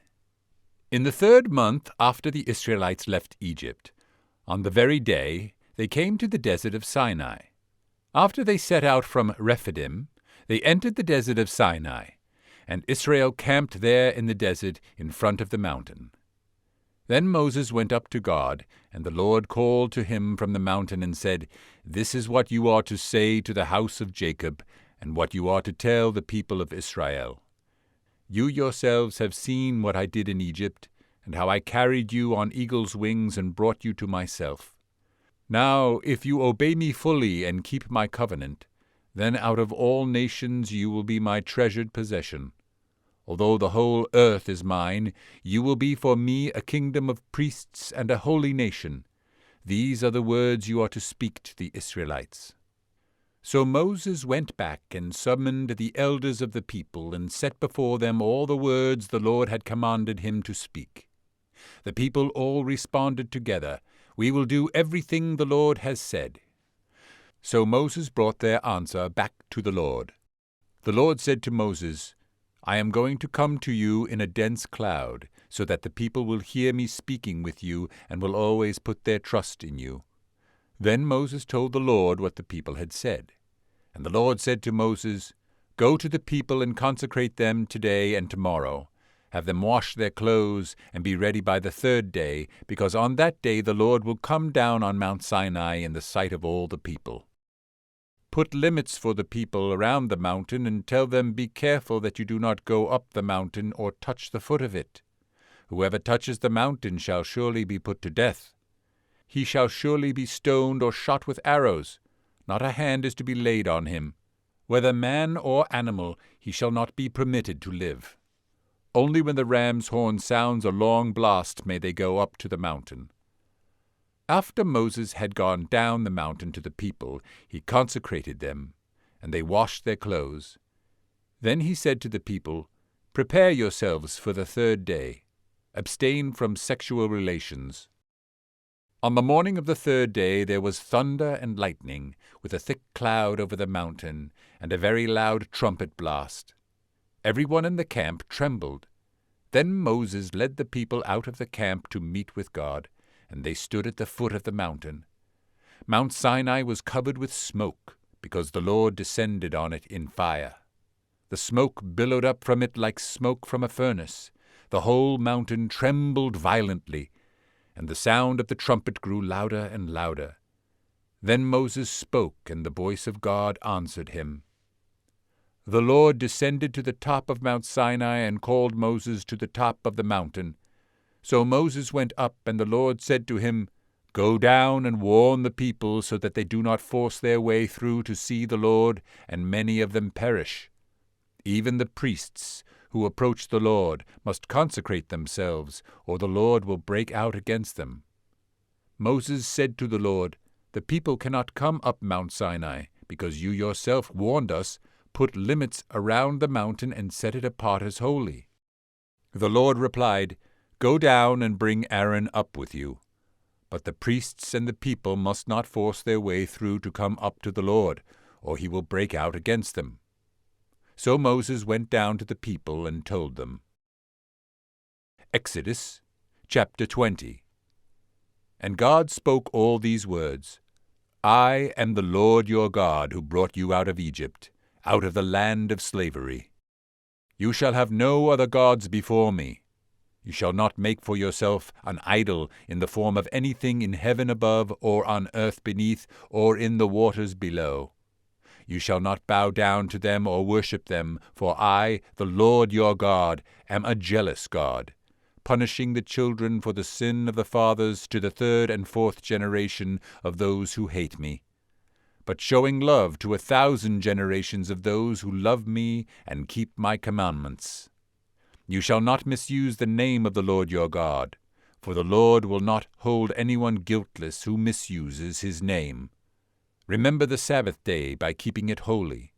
6 days you shall labor and do all your work, but the 7th day is a Sabbath to the Lord your God. On it you shall not do any work, neither you, nor your son or daughter, nor your manservant or maidservant, nor your animals, nor the alien within your gates. For in 6 days the Lord made the heavens and the earth, the sea, and all that is in them. But he rested on the 7th day. Therefore the Lord blessed the Sabbath day and made it holy. Honor your father and your mother, so that you may live long in the land the Lord your God is giving you. You shall not murder. You shall not commit adultery. You shall not steal. You shall not give false testimony against your neighbor. You shall not covet your neighbor's house. You shall not covet your neighbor's wife, or his manservant or maidservant, his ox or donkey, or anything that belongs to your neighbor. When the people saw the thunder and lightning, and heard the trumpet, and saw the mountain in smoke, they trembled with fear. They stayed at a distance, and said to Moses, "Speak to us yourself, and we will listen, but do not have God speak to us, or we will die." Moses said to the people, "Do not be afraid. God has come to test you, so that the fear of God will be with you to keep you from sinning." The people remained at a distance while Moses approached the thick darkness where God was. Then the Lord said to Moses, "Tell the Israelites this: You have seen for yourselves that I have spoken to you from heaven. Do not make any gods to be alongside me. Do not make for yourselves gods of silver or gods of gold. Make an altar of earth for me, and sacrifice on it your burnt offerings and fellowship offerings, your sheep and goats and your cattle. Wherever I cause my name to be honored, I will come to you and bless you. If you make an altar of stones for me, do not build it with dressed stones, for you will defile it if you use a tool on it. And do not go up to my altar on steps, lest your nakedness be exposed on it." Exodus chapter 21. These are the laws you are to set before them. If you buy a Hebrew servant, he is to serve you for 6 years. But in the 7th year he shall go free, without paying anything. If he comes alone, he is to go free alone. But if he has a wife when he comes, she is to go with him. If his master gives him a wife, and she bears him sons or daughters, the woman and her children shall belong to her master, and only the man shall go free. But if the servant declares, "I love my master and my wife and my children, and do not want to go free," then his master must take him before the judges. He shall take him to the door or the door-post, and pierce his ear with an awl. Then he will be his servant for life. If a man sells his daughter as a servant, she is not to go free as men servants do. If she does not please the master who has selected her for himself, he must let her be redeemed. He has no right to sell her to foreigners, because he has broken faith with her. If he selects her for his son, he must grant her the rights of a daughter.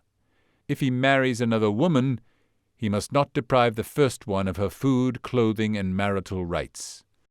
If he does not provide her with these 3 things, she is to go free without any payment of money. Anyone who strikes a man and kills him shall surely be put to death.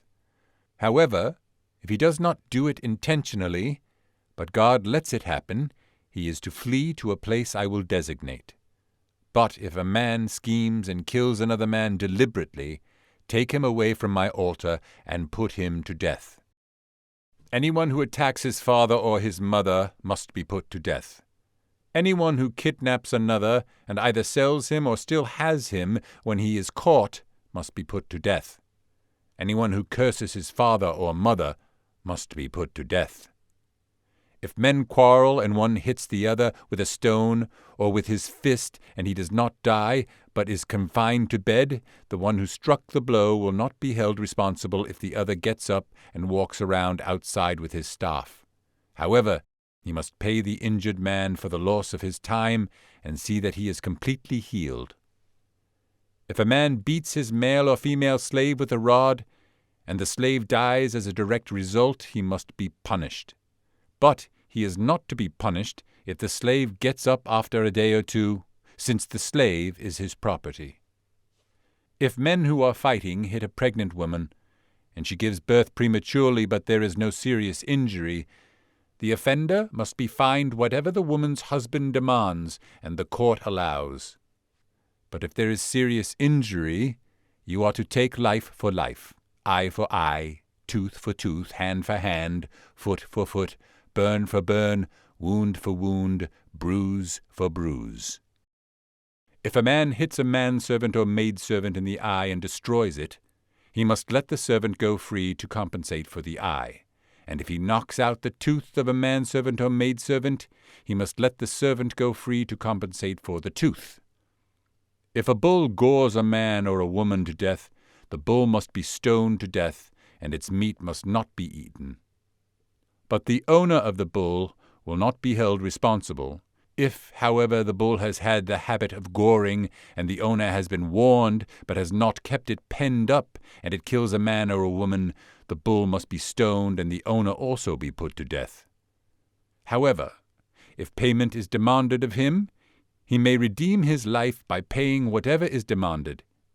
This law also applies if the bull gores a son or daughter. If the bull gores a male or female slave, the owner must pay 30 shekels of silver to the master of the slave, and the bull must be stoned. If a man uncovers a pit or digs one and fails to cover it, and an ox or a donkey falls into it, the owner of the pit must pay for the loss. He must pay its owner, and the dead animal will be his. If a man's bull injures the bull of another and it dies, they are to sell the live one and divide both the money and the dead animal equally. However, if it was known that the bull had the habit of goring, yet the owner did not keep it penned up, the owner must pay, animal for animal, and the dead animal will be his. Exodus chapter 22. If a man steals an ox or a sheep and slaughters it or sells it, he must pay back 5 head of cattle for the ox and 4 sheep for the sheep. If a thief is caught breaking in and is struck so that he dies, the defender is not guilty of bloodshed. But if it happens after sunrise, he is guilty of bloodshed. A thief must certainly make restitution, but if he has nothing, he must be sold to pay for his theft. If the stolen animal is found alive in his possession, whether ox or donkey or sheep, he must pay back double.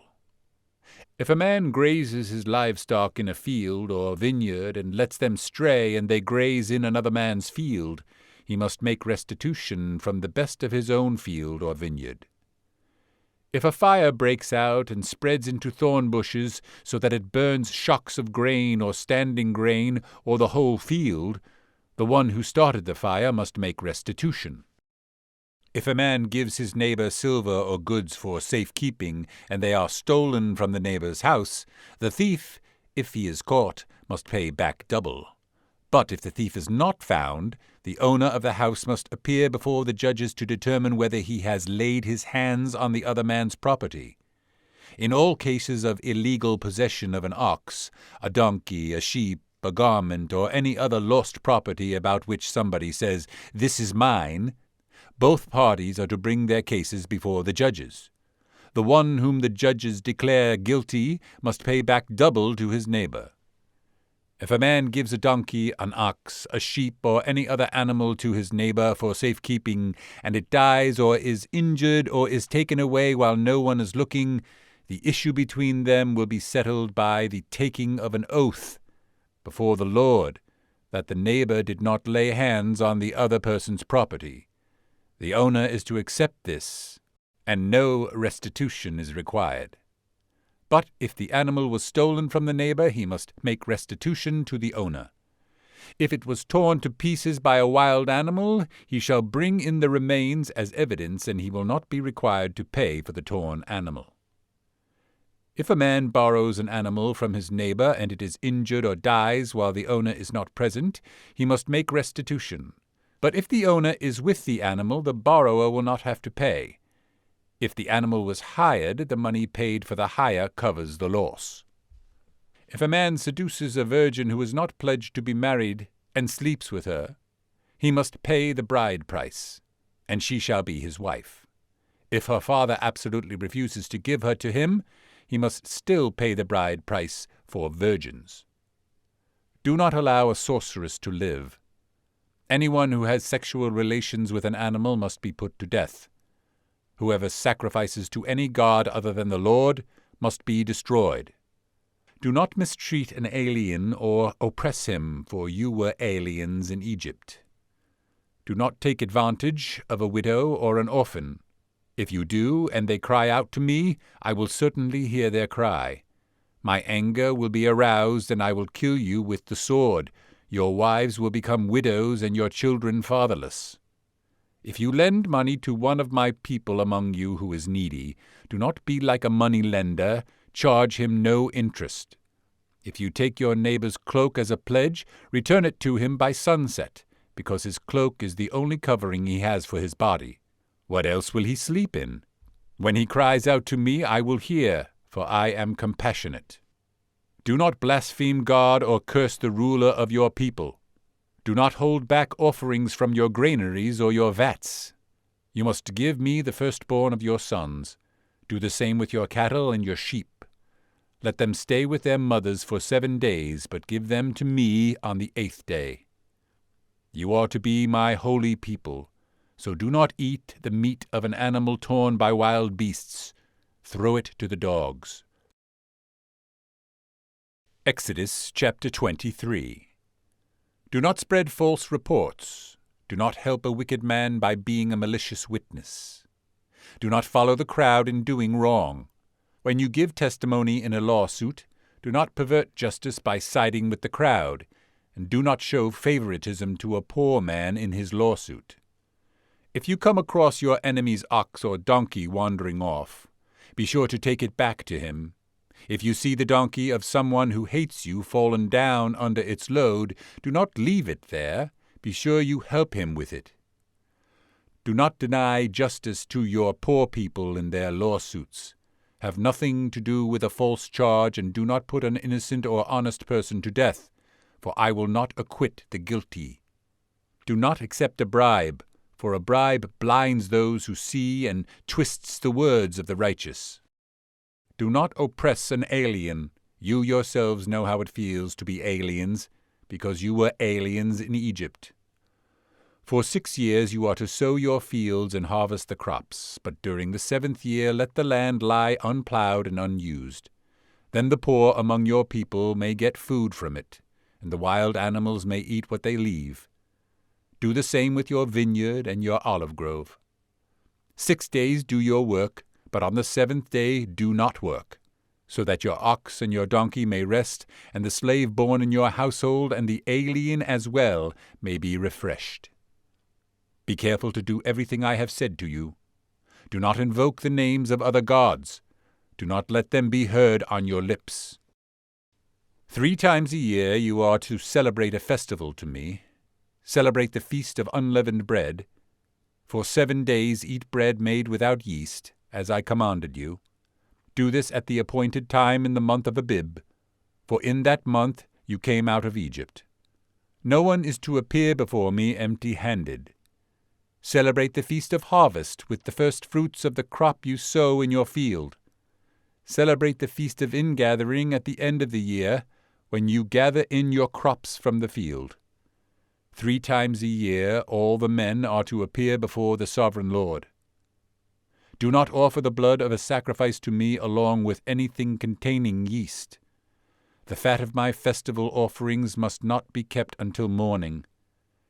Bring the best of the first fruits of your soil to the house of the Lord your God. Do not cook a young goat in its mother's milk. See, I am sending an angel ahead of you to guard you along the way and to bring you to the place I have prepared. Pay attention to him and listen to what he says. Do not rebel against him. He will not forgive your rebellion, since my name is in him. If you listen carefully to what he says and do all that I say, I will be an enemy to your enemies and will oppose those who oppose you. My angel will go ahead of you and bring you into the land of the Amorites, Hittites, Perizzites, Canaanites, Hivites, and Jebusites, and I will wipe them out. Do not bow down before their gods or worship them or follow their practices. You must demolish them and break their sacred stones to pieces. Worship the Lord your God, and his blessing will be on your food and water. I will take away sickness from among you, and none will miscarry or be barren in your land. I will give you a full lifespan. I will send my terror ahead of you and throw into confusion every nation you encounter. I will make all your enemies turn their backs and run. I will send the hornet ahead of you to drive the Hivites, Canaanites, and Hittites out of your way. But I will not drive them out in a single year, because the land would become desolate and the wild animals too numerous for you. Little by little I will drive them out before you, until you have increased enough to take possession of the land. I will establish your borders from the Red Sea to the Sea of the Philistines, and from the desert to the river. I will hand over to you the people who live in the land, and you will drive them out before you. Do not make a covenant with them or with their gods. Do not let them live in your land, or they will cause you to sin against me, because the worship of their gods will certainly be a snare to you. Exodus chapter 24. Then he said to Moses, Come up to the Lord, you and Aaron, Nadab and Abihu, and 70 of the elders of Israel. You are to worship at a distance, but Moses alone is to approach the Lord. The others must not come near, and the people may not come up with him. When Moses went and told the people all the Lord's words and laws, they responded with one voice, Everything the Lord has said, we will do. Moses then wrote down everything the Lord had said. He got up early the next morning and built an altar at the foot of the mountain and set up 12 stone pillars representing the 12 tribes of Israel. Then he sent young Israelite men, and they offered burnt offerings and sacrificed young bulls as fellowship offerings to the Lord. Moses took half of the blood and put it in bowls, and the other half he sprinkled on the altar. Then he took the book of the covenant and read it to the people. They responded, We will do everything the Lord has said. We will obey. Moses then took the blood, sprinkled it on the people, and said, This is the blood of the covenant that the Lord has made with you in accordance with all these words. Moses and Aaron, Nadab and Abihu, and the 70 elders of Israel went up and saw the God of Israel. Under his feet was something like a pavement made of sapphire, clear as the sky itself. But God did not raise his hand against these leaders of the Israelites. They saw God, and they ate and drank. The Lord said to Moses, Come up to me on the mountain and stay here, and I will give you the tablets of stone, with the law and commands I have written for their instruction. Then Moses set out with Joshua his aide, and Moses went up on the mountain of God. He said to the elders, Wait here for us until we come back to you. Aaron and Hur are with you, and anyone involved in a dispute can go to them. When Moses went up on the mountain, the cloud covered it, and the glory of the Lord settled on Mount Sinai. For 6 days the cloud covered the mountain, and on the 7th day the Lord called Moses from within the cloud. To the Israelites the glory of the Lord looked like a consuming fire on top of the mountain. Then Moses entered the cloud as he went on up the mountain, and he stayed on the mountain 40 days and 40 nights. Exodus chapter 25. The Lord said to Moses, "Tell the Israelites to bring me an offering. You are to receive the offering for me from each man whose heart prompts him to give. These are the offerings you are to receive from them: gold, silver, and bronze, blue, purple, and scarlet yarn, and fine linen, goat hair, ram's skins dyed red, and hides of sea cows, acacia wood, olive oil for the light, spices for the anointing oil and for the fragrant incense, and onyx stones and other gems to be mounted on the ephod and breastpiece. Then have them make a sanctuary for me, and I will dwell among them. Make this tabernacle and all its furnishings exactly like the pattern I will show you. Have them make a chest of acacia wood, 2½ cubits long, and 1½ cubits wide, and 1½ cubits high. Overlay it with pure gold, both inside and out, and make a gold molding around it. Cast 4 gold rings for it, and fasten them to its 4 feet, with 2 rings on one side and 2 rings on the other. Then make poles of acacia wood, and overlay them with gold. Insert the poles into the rings on the sides of the chest to carry it. The poles are to remain in the rings of this ark, they are not to be removed. Then put in the ark the testimony which I will give you. Make an atonement cover of pure gold, 2½ cubits long and 1½ cubits wide, and make 2 cherubim out of hammered gold at the ends of the cover. Make 1 cherub on one end and the 2nd cherub on the other. Make the cherubim of one piece with the cover at the 2 ends. The cherubim are to have their wings spread upward, overshadowing the cover with them. The cherubim are to face each other, looking toward the cover. Place the cover on top of the ark, and put in the ark the testimony which I will give you. There, above the cover, between the 2 cherubim that are over the ark of the testimony, I will meet with you and give you all my commands for the Israelites. Make a table of acacia wood, 2 cubits long and 1 cubit wide and 1½ cubits high. Overlay it with pure gold, and make a gold molding around it. Also make around it a rim 1 handbreadth wide, and put a gold molding on the rim. Make 4 gold rings for the table, and fasten them to the 4 corners where the 4 legs are. The rings are to be close to the rim to hold the poles used in carrying the table. Make the poles of acacia wood, overlay them with gold, and carry the table with them. And make its plates and dishes of pure gold, as well as its pitchers and bowls for the pouring out of offerings. Put the bread of the presence on this table to be before me at all times. Make a lampstand of pure gold, and hammer it out, base and shaft. Its flower-like cups, buds, and blossoms shall be of one piece with it. 6 branches are to extend from the sides of the lampstand, 3 on one side and 3 on the other. 3 cups shaped like almond flowers with buds and blossoms are to be on one branch, 3 on the next branch, and the same for all 6 branches extending from the lampstand. And on the lampstand there are to be 4 cups shaped like almond flowers with buds and blossoms. 1 bud shall be under the first pair of branches extending from the lampstand, a 2nd bud under the 2nd pair, and a 3rd bud under the 3rd pair, 6 branches in all.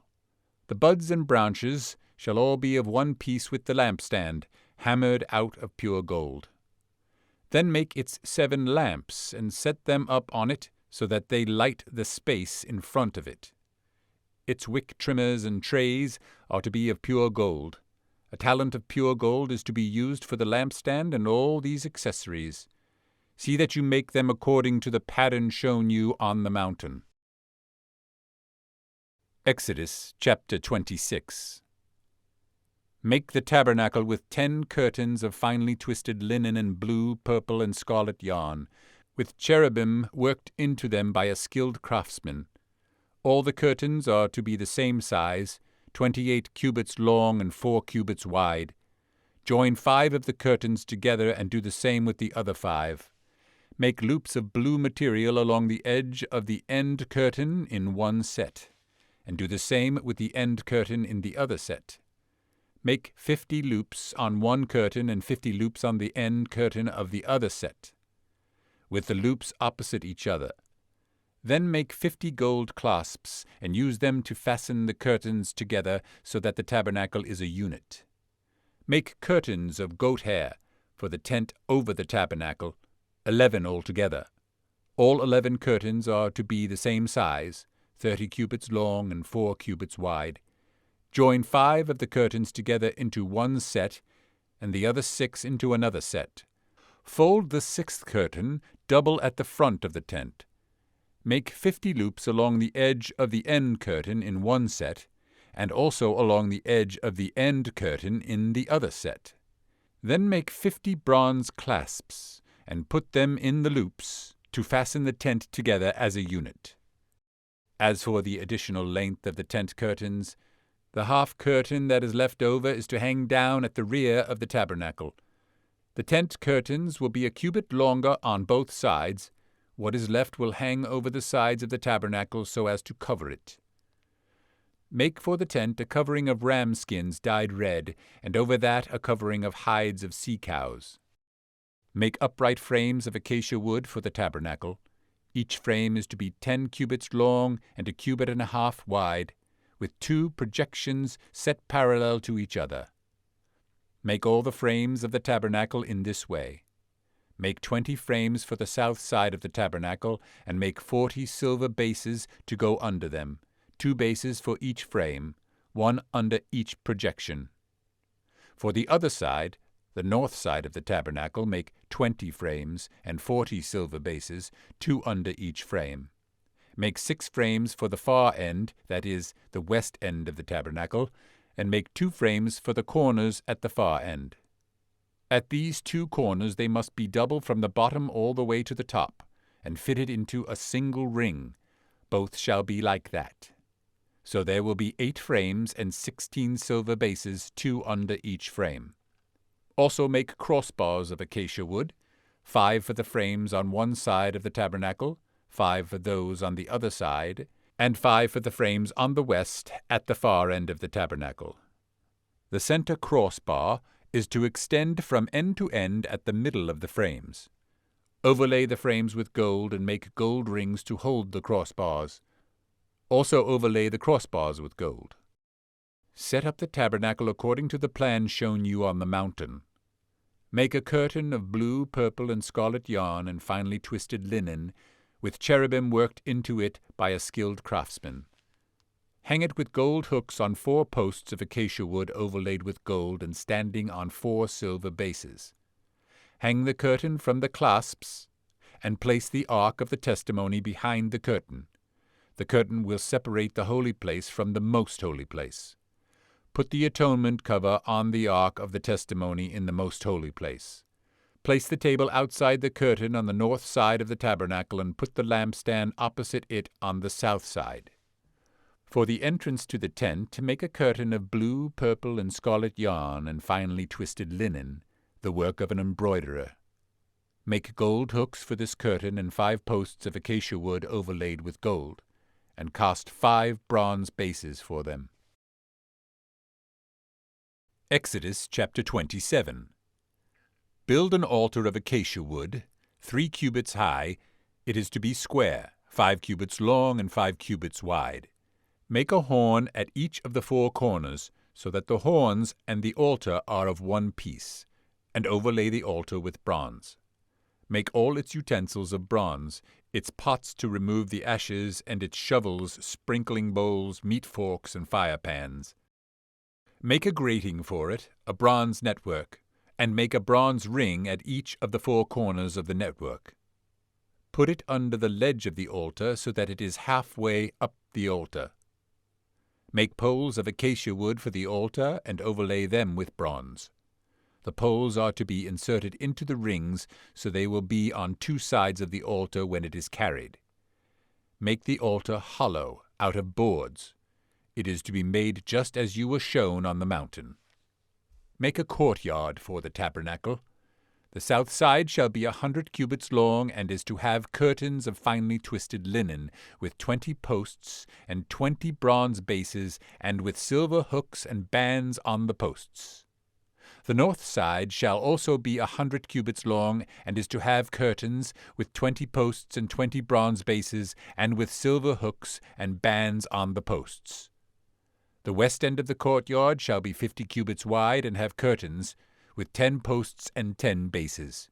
On the east end, toward the sunrise, the courtyard shall also be 50 cubits wide. Curtains 15 cubits long are to be on one side of the entrance, with 3 posts and 3 bases, and curtains 15 cubits long are to be on the other side, with 3 posts and 3 bases. For the entrance to the courtyard, provide a curtain 20 cubits long of blue, purple, and scarlet yarn and finely twisted linen, the work of an embroiderer, with 4 posts and 4 bases. All the posts around the courtyard are to have silver bands and hooks and bronze bases. The courtyard shall be 100 cubits long and 50 cubits wide, with curtains of finely twisted linen 5 cubits high, and with bronze bases. All the other articles used in the service of the tabernacle, whatever their function, including all the tent pegs for it, and those for the courtyard, are to be of bronze. Command the Israelites to bring you clear oil of pressed olives for the light, so that the lamps may be kept burning. In the tent of meeting, outside the curtain that is in front of the testimony, Aaron and his sons are to keep the lamps burning before the Lord from evening till morning. This is to be a lasting ordinance among the Israelites for the generations to come. Exodus chapter 28. Have Aaron your brother brought to you from among the Israelites, along with his sons Nadab and Abihu, Eleazar and Ithamar, so they may serve me as priests. Make sacred garments for your brother Aaron, to give him dignity and honor. Tell all the skilled men to whom I have given wisdom in such matters, that they are to make garments for Aaron for his consecration, so he may serve me as priest. These are the garments they are to make: a breastpiece, an ephod, a robe, a woven tunic, a turban, and a sash. They are to make these sacred garments for your brother Aaron and his sons, so they may serve me as priests. Have them use gold and blue, purple, and scarlet yarn, and fine linen. Make the ephod of gold, and of blue, purple, and scarlet yarn, and of finely twisted linen, the work of a skilled craftsman. It is to have 2 shoulder pieces attached to 2 of its corners, so it can be fastened. Its skillfully woven waistband is to be like it, of 1 piece with the ephod, and made with gold, and with blue, purple, and scarlet yarn, and with finely twisted linen. Take 2 onyx stones, and engrave on them the names of the sons of Israel, in the order of their birth. 6 names on 1 stone, and the remaining 6 on the other. Engrave the names of the sons of Israel on the 2 stones, the way a gem cutter engraves a seal. Then mount the stones in gold filigree settings, and fasten them on the shoulder pieces of the ephod as memorial stones for the sons of Israel. Aaron is to bear the names on his shoulders as a memorial before the Lord. Make gold filigree settings and 2 braided chains of pure gold like a rope, and attach the chains to the settings. Fashion a breastpiece for making decisions, the work of a skilled craftsman. Make it like the ephod, of gold, and of blue, purple, and scarlet yarn, and of finely twisted linen. It is to be square, a span long and a span wide, and folded double. Then mount 4 rows of precious stones on it. In the first row there shall be a ruby, a topaz, and a beryl. In the second row a turquoise, a sapphire, and an emerald. In the third row a jacinth, an agate, and an amethyst. In the fourth row a chrysolite, an onyx, and a jasper. Mount them in gold filigree settings. There are to be 12 stones, 1 for each of the names of the sons of Israel, each engraved like a seal with the name of one of the 12 tribes. For the breastpiece, make braided chains of pure gold like a rope. Make 2 gold rings for it, and fasten them to 2 corners of the breastpiece. Fasten the 2 gold chains to the rings at the corners of the breastpiece, and the other ends of the chains to the 2 settings. Attach them to the shoulder pieces of the ephod at the front. Make 2 gold rings and attach them to the other 2 corners of the breastpiece on the inside edge next to the ephod. Make 2 more gold rings and attach them to the bottom of the shoulder pieces on the front of the ephod, close to the seam just above the waistband of the ephod. The rings of the breastpiece are to be tied to the rings of the ephod with blue cord, connecting it to the waistband, so that the breastpiece will not swing out from the ephod. Whenever Aaron enters the holy place, he will bear the names of the sons of Israel over his heart on the breastpiece of decision as a continuing memorial before the Lord. Also put the Urim and the Thummim in the breastpiece, so they may be over Aaron's heart whenever he enters the presence of the Lord. Thus Aaron will always bear the means of making decisions for the Israelites over his heart before the Lord. Make the robe of the ephod entirely of blue cloth, with an opening for the head in its center. There shall be a woven edge like a collar around this opening, so that it will not tear. Make pomegranates of blue, purple, and scarlet yarn around the hem of the robe, with gold bells between them. The gold bells and the pomegranates are to alternate around the hem of the robe. Aaron must wear it when he ministers. The sound of the bells will be heard when he enters the holy place before the Lord and when he comes out, so that he will not die. Make a plate of pure gold and engrave on it as on a seal, "Holy to the Lord." Fasten the blue cord to it to attach it to the turban. It is to be on the front of the turban. It will be on Aaron's forehead, and he will bear the guilt involved in the sacred gifts the Israelites consecrate, whatever their gifts may be. It will be on Aaron's forehead continually, so that they will be acceptable to the Lord. Weave the tunic of fine linen and make the turban of fine linen. The sash is to be the work of an embroiderer.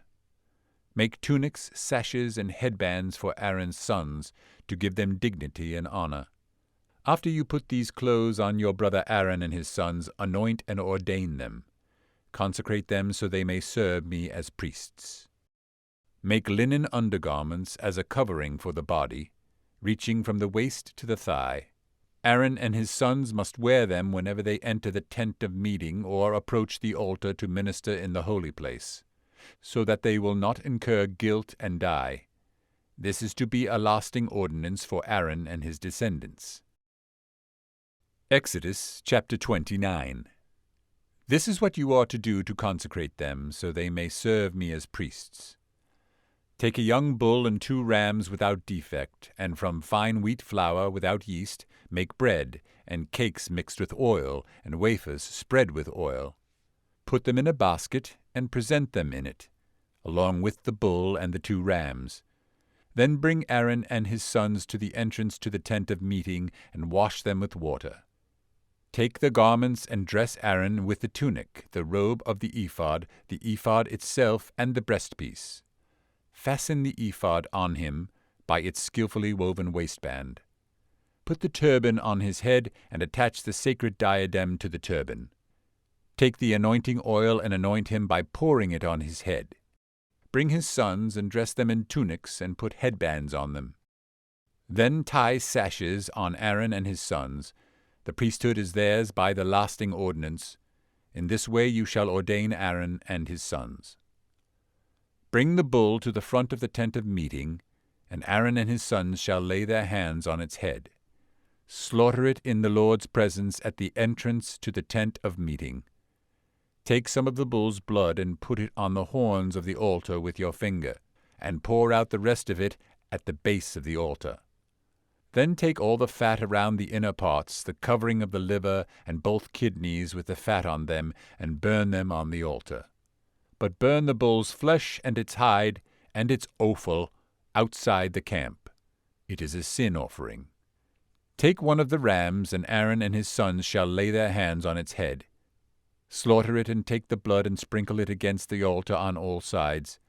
Cut the ram into pieces and wash the inner parts and the legs, putting them with the head and the other pieces. Then burn the entire ram on the altar. It is a burnt offering to the Lord, a pleasing aroma, an offering made to the Lord by fire. Take the other ram, and Aaron and his sons shall lay their hands on its head. Slaughter it, take some of its blood, and put it on the lobes of the right ears of Aaron and his sons, on the thumbs of their right hands, and on the big toes of their right feet. Then sprinkle blood against the altar on all sides.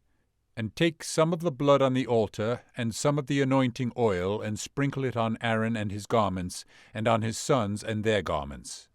Then he and his sons and their garments will be consecrated.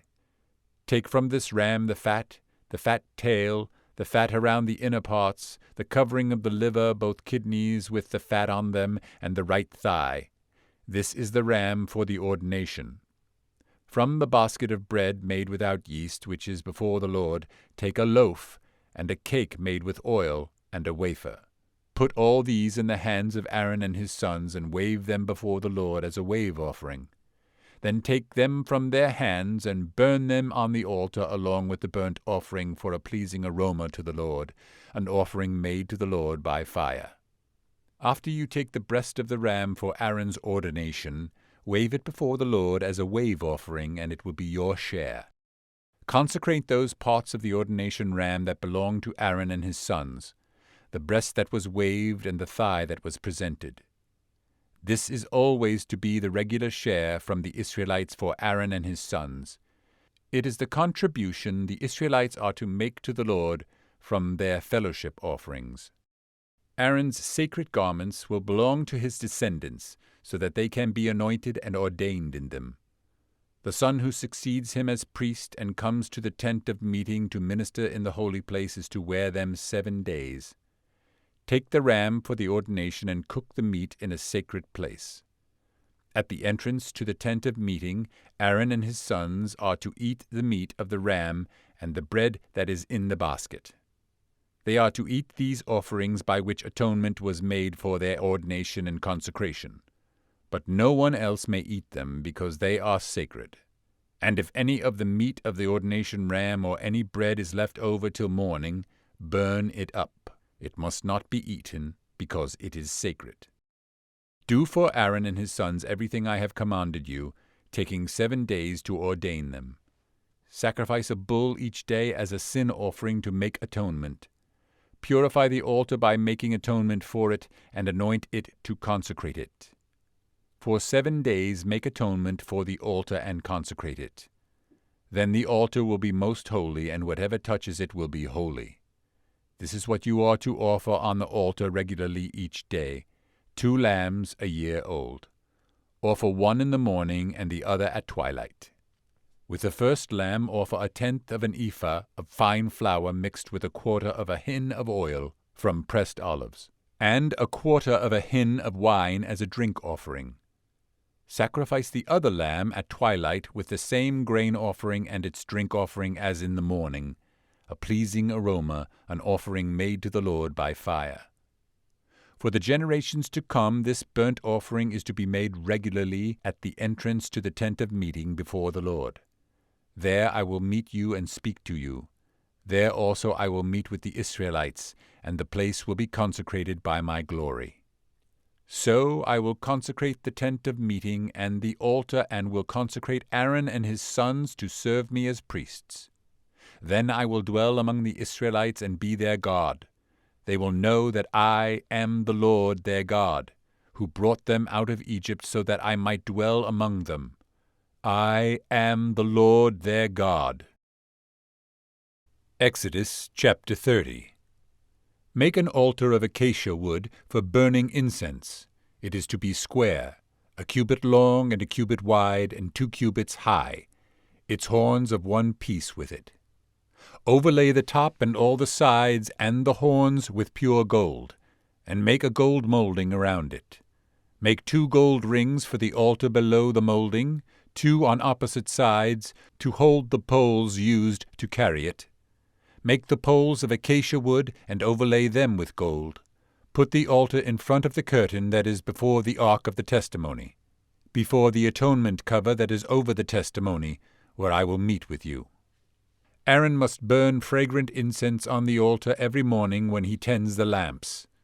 He must burn incense again when he lights the lamps at twilight, so incense will burn regularly before the Lord for the generations to come. Do not offer on this altar any other incense or any burnt offering or grain offering, and do not pour a drink offering on it. Once a year Aaron shall make atonement on its horns. This annual atonement must be made with the blood of the atoning sin offering for the generations to come. It is most holy to the Lord.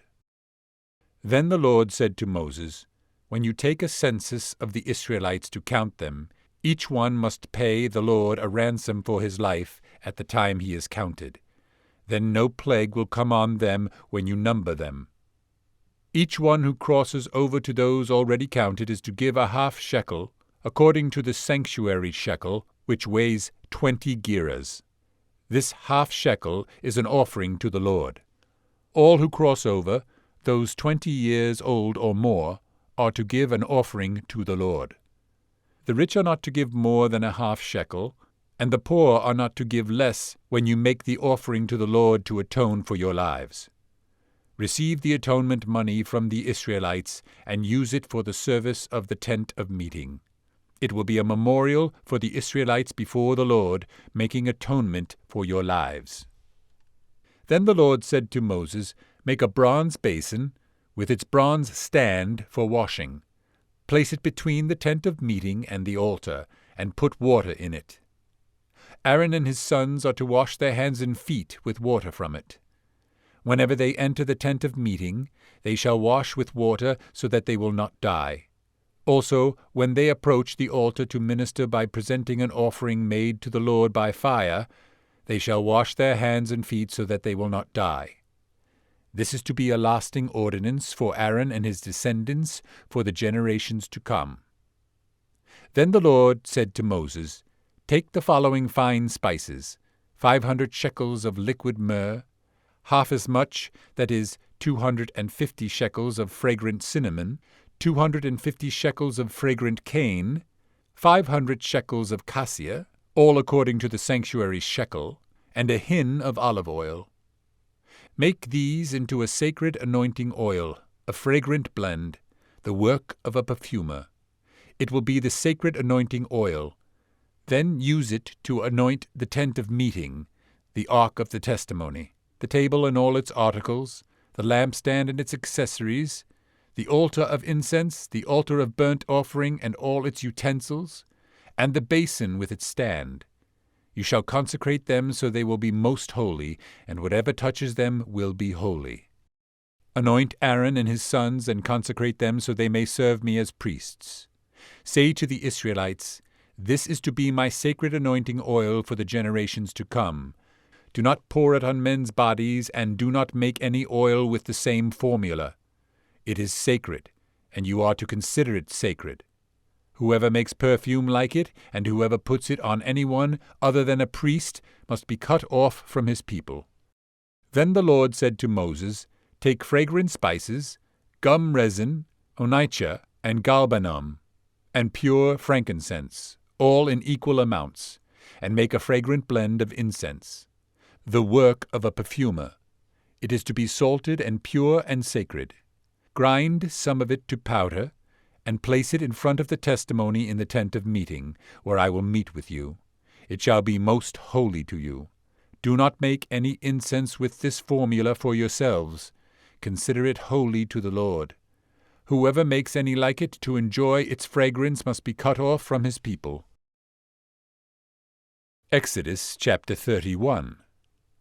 Then the Lord said to Moses, See, I have chosen Bezalel, son of Uri, the son of Hur, of the tribe of Judah, and I have filled him with the Spirit of God, with skill, ability, and knowledge in all kinds of crafts, to make artistic designs for work in gold, silver, and bronze, to cut and set stones, to work in wood, and to engage in all kinds of craftsmanship. Moreover, I have appointed Oholiab, son of Ahisamach, of the tribe of Dan, to help him. Also I have given skill to all the craftsmen to make everything I have commanded you: the tent of meeting, the ark of the testimony with the atonement cover on it, and all the other furnishings of the tent, the table and its articles, the pure gold lampstand and all its accessories, the altar of incense, the altar of burnt offering and all its utensils, the basin with its stand, and also the woven garments, both the sacred garments for Aaron the priest and the garments for his sons when they serve as priests, and the anointing oil and fragrant incense for the holy place. They are to make them just as I commanded you. Then the Lord said to Moses, "Say to the Israelites, you must observe my Sabbaths. This will be a sign between me and you for the generations to come, so you may know that I am the Lord who makes you holy. Observe the Sabbath, because it is holy to you. Anyone who desecrates it must be put to death. Whoever does any work on that day must be cut off from his people. For 6 days work is to be done, but the 7th day is a Sabbath of rest, holy to the Lord. Whoever does any work on the Sabbath day must be put to death. The Israelites are to observe the Sabbath, celebrating it for the generations to come as a lasting covenant. It will be a sign between me and the Israelites forever. For in 6 days the Lord made the heavens and the earth, and on the 7th day he abstained from work and rested." When the Lord finished speaking to Moses on Mount Sinai, he gave him the 2 tablets of the testimony, the tablets of stone inscribed by the finger of God. Exodus chapter 32. When the people saw that Moses was so long in coming down from the mountain, they gathered around Aaron and said, "Come, make us gods who will go before us. As for this fellow Moses who brought us up out of Egypt, we don't know what has happened to him." Aaron answered them, "Take off the gold earrings that your wives, your sons, and your daughters are wearing and bring them to me." So all the people took off their earrings and brought them to Aaron. He took what they handed him and made it into an idol cast in the shape of a calf, fashioning it with a tool. Then they said, "These are your gods, O Israel, who brought you up out of Egypt." When Aaron saw this, he built an altar in front of the calf and announced, "Tomorrow there will be a festival to the Lord." So the next day the people rose early and sacrificed burnt offerings and presented fellowship offerings. Afterward they sat down to eat and drink and got up to indulge in revelry. Then the Lord said to Moses, "Go down, because your people, whom you brought up out of Egypt, have become corrupt. They have been quick to turn away from what I commanded them, and have made themselves an idol cast in the shape of a calf. They have bowed down to it and sacrificed to it, and have said, 'These are your gods, O Israel, who brought you up out of Egypt.' I have seen these people," the Lord said to Moses, "and they are a stiff-necked people. Now leave me alone so that my anger may burn against them and that I may destroy them. Then I will make you into a great nation." But Moses sought the favor of the Lord his God. "O Lord," he said, "why should your anger burn against your people, whom you brought out of Egypt, with great power and a mighty hand? Why should the Egyptians say it was with evil intent that he brought them out, to kill them in the mountains and to wipe them off the face of the earth? Turn from your fierce anger, relent, and do not bring disaster on your people. Remember your servants Abraham, Isaac, and Israel, to whom you swore by your own self, 'I will make your descendants as numerous as the stars in the sky, and I will give your descendants all this land I promised them, and it will be their inheritance forever.' Then the Lord relented and did not bring on his people the disaster he had threatened. Moses turned and went down the mountain with the 2 tablets of the testimony in his hands. They were inscribed on both sides, front and back. The tablets were the work of God. The writing was the writing of God, engraved on the tablets. When Joshua heard the noise of the people shouting, he said to Moses, "There is sound of war in the camp." Moses replied, "It is not the sound of victory, it is not the sound of defeat, it is the sound of singing that I hear." When Moses approached the camp and saw the calf and the dancing, his anger burned, and he threw the tablets out of his hand, breaking them to pieces at the foot of the mountain. And he took the calf they had made and burned it in the fire. Then he ground it to powder, scattered it on the water, and made the Israelites drink it. He said to Aaron, "What did these people do to you, that you led them into such great sin?" "Do not be angry, my lord," Aaron answered. "You know how prone these people are to evil. They said to me, 'Make us gods who will go before us.' As for this fellow Moses who brought us up out of Egypt, we don't know what has happened to him." So I told them, "Whoever has any gold jewelry, take it off." Then they gave me the gold, and I threw it into the fire, and out came this calf. Moses saw that the people were running wild, and that Aaron had let them get out of control, and so become a laughingstock to their enemies. So he stood at the entrance to the camp and said, "Whoever is for the Lord, come to me." And all the Levites rallied to him. Then he said to them, "This is what the Lord, the God of Israel, says. Each man strap a sword to his side. Go back and forth through the camp from one end to the other, each killing his brother and friend and neighbor." The Levites did as Moses commanded, and that day about 3,000 of the people died. Then Moses said, "You have been set apart to the Lord today, for you were against your own sons and brothers, and he has blessed you this day." The next day Moses said to the people, "You have committed a great sin, but now I will go up to the Lord. Perhaps I can make atonement for your sin." So Moses went back to the Lord and said, "Oh, what a great sin these people have committed! They have made themselves gods of gold. But now, please forgive their sin, but if not, then blot me out of the book you have written." The Lord replied to Moses, "Whoever has sinned against me I will blot out of my book. Now go, lead the people to the place I spoke of, and my angel will go before you. However, when the time comes for me to punish, I will punish them for their sin." And the Lord struck the people with a plague because of what they did with the calf Aaron had made. Exodus chapter 33. Then the Lord said to Moses, "Leave this place, you and the people you brought up out of Egypt, and go up to the land I promised on oath to Abraham, Isaac, and Jacob, saying, 'I will give it to your descendants.' I will send an angel before you and drive out the Canaanites, Amorites, Hittites, Perizzites, Hivites, and Jebusites. Go up to the land flowing with milk and honey. But I will not go with you, because you are a stiff-necked people, and I might destroy you on the way." When the people heard these distressing words, they began to mourn, and no one put on any ornaments. For the Lord had said to Moses, "Tell the Israelites, you are a stiff-necked people. If I were to go with you even for a moment, I might destroy you. Now take off your ornaments, and I will decide what to do with you." So the Israelites stripped off their ornaments at Mount Horeb. Now Moses used to take a tent and pitch it outside the camp some distance away, calling it the tent of meeting.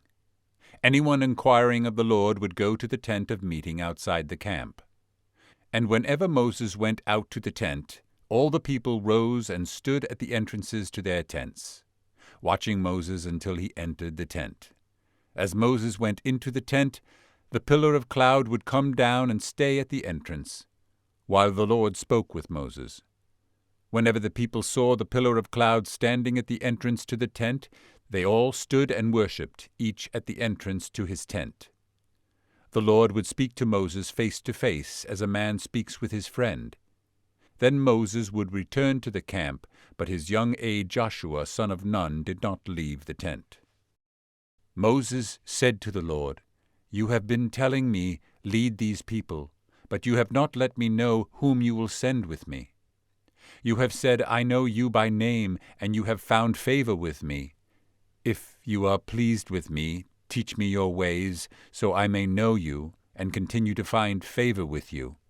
Remember that this nation is your people." The Lord replied, "My presence will go with you, and I will give you rest." Then Moses said to him, "If your presence does not go with us, do not send us up from here.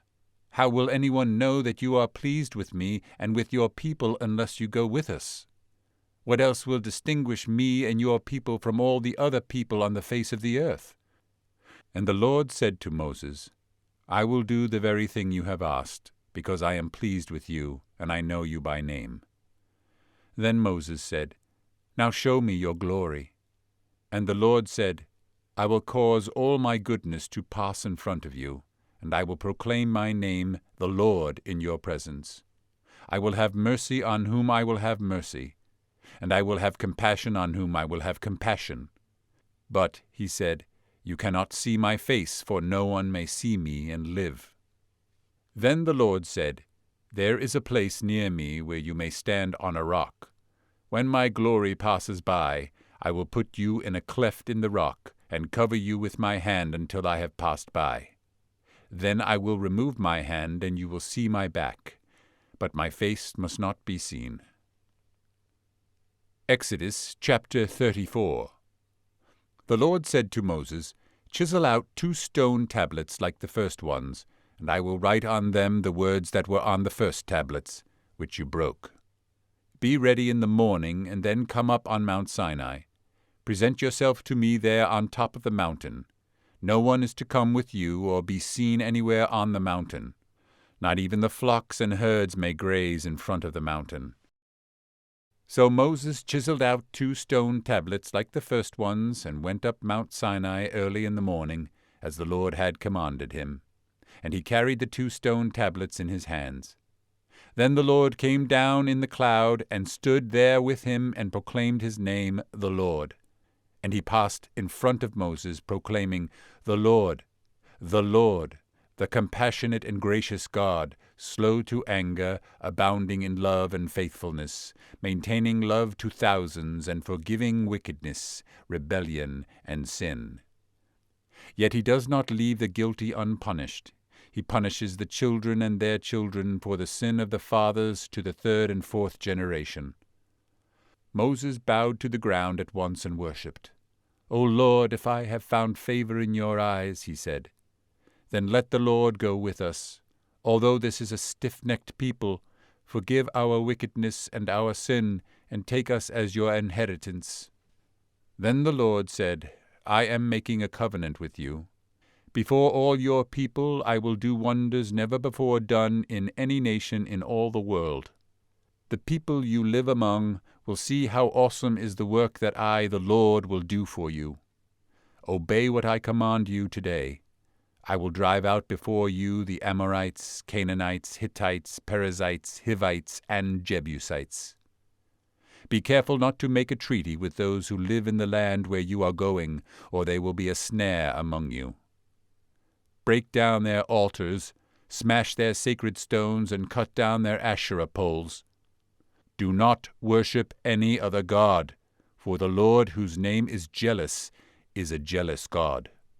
Be careful not to make a treaty with those who live in the land, for when they prostitute themselves to their gods and sacrifice to them, they will invite you, and you will eat their sacrifices.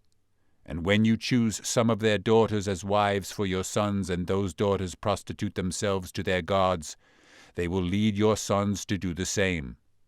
Do not make cast idols. Celebrate the feast of unleavened bread. For 7 days eat bread made without yeast, as I commanded you. Do this at the appointed time in the month of Abib, for in that month you came out of Egypt.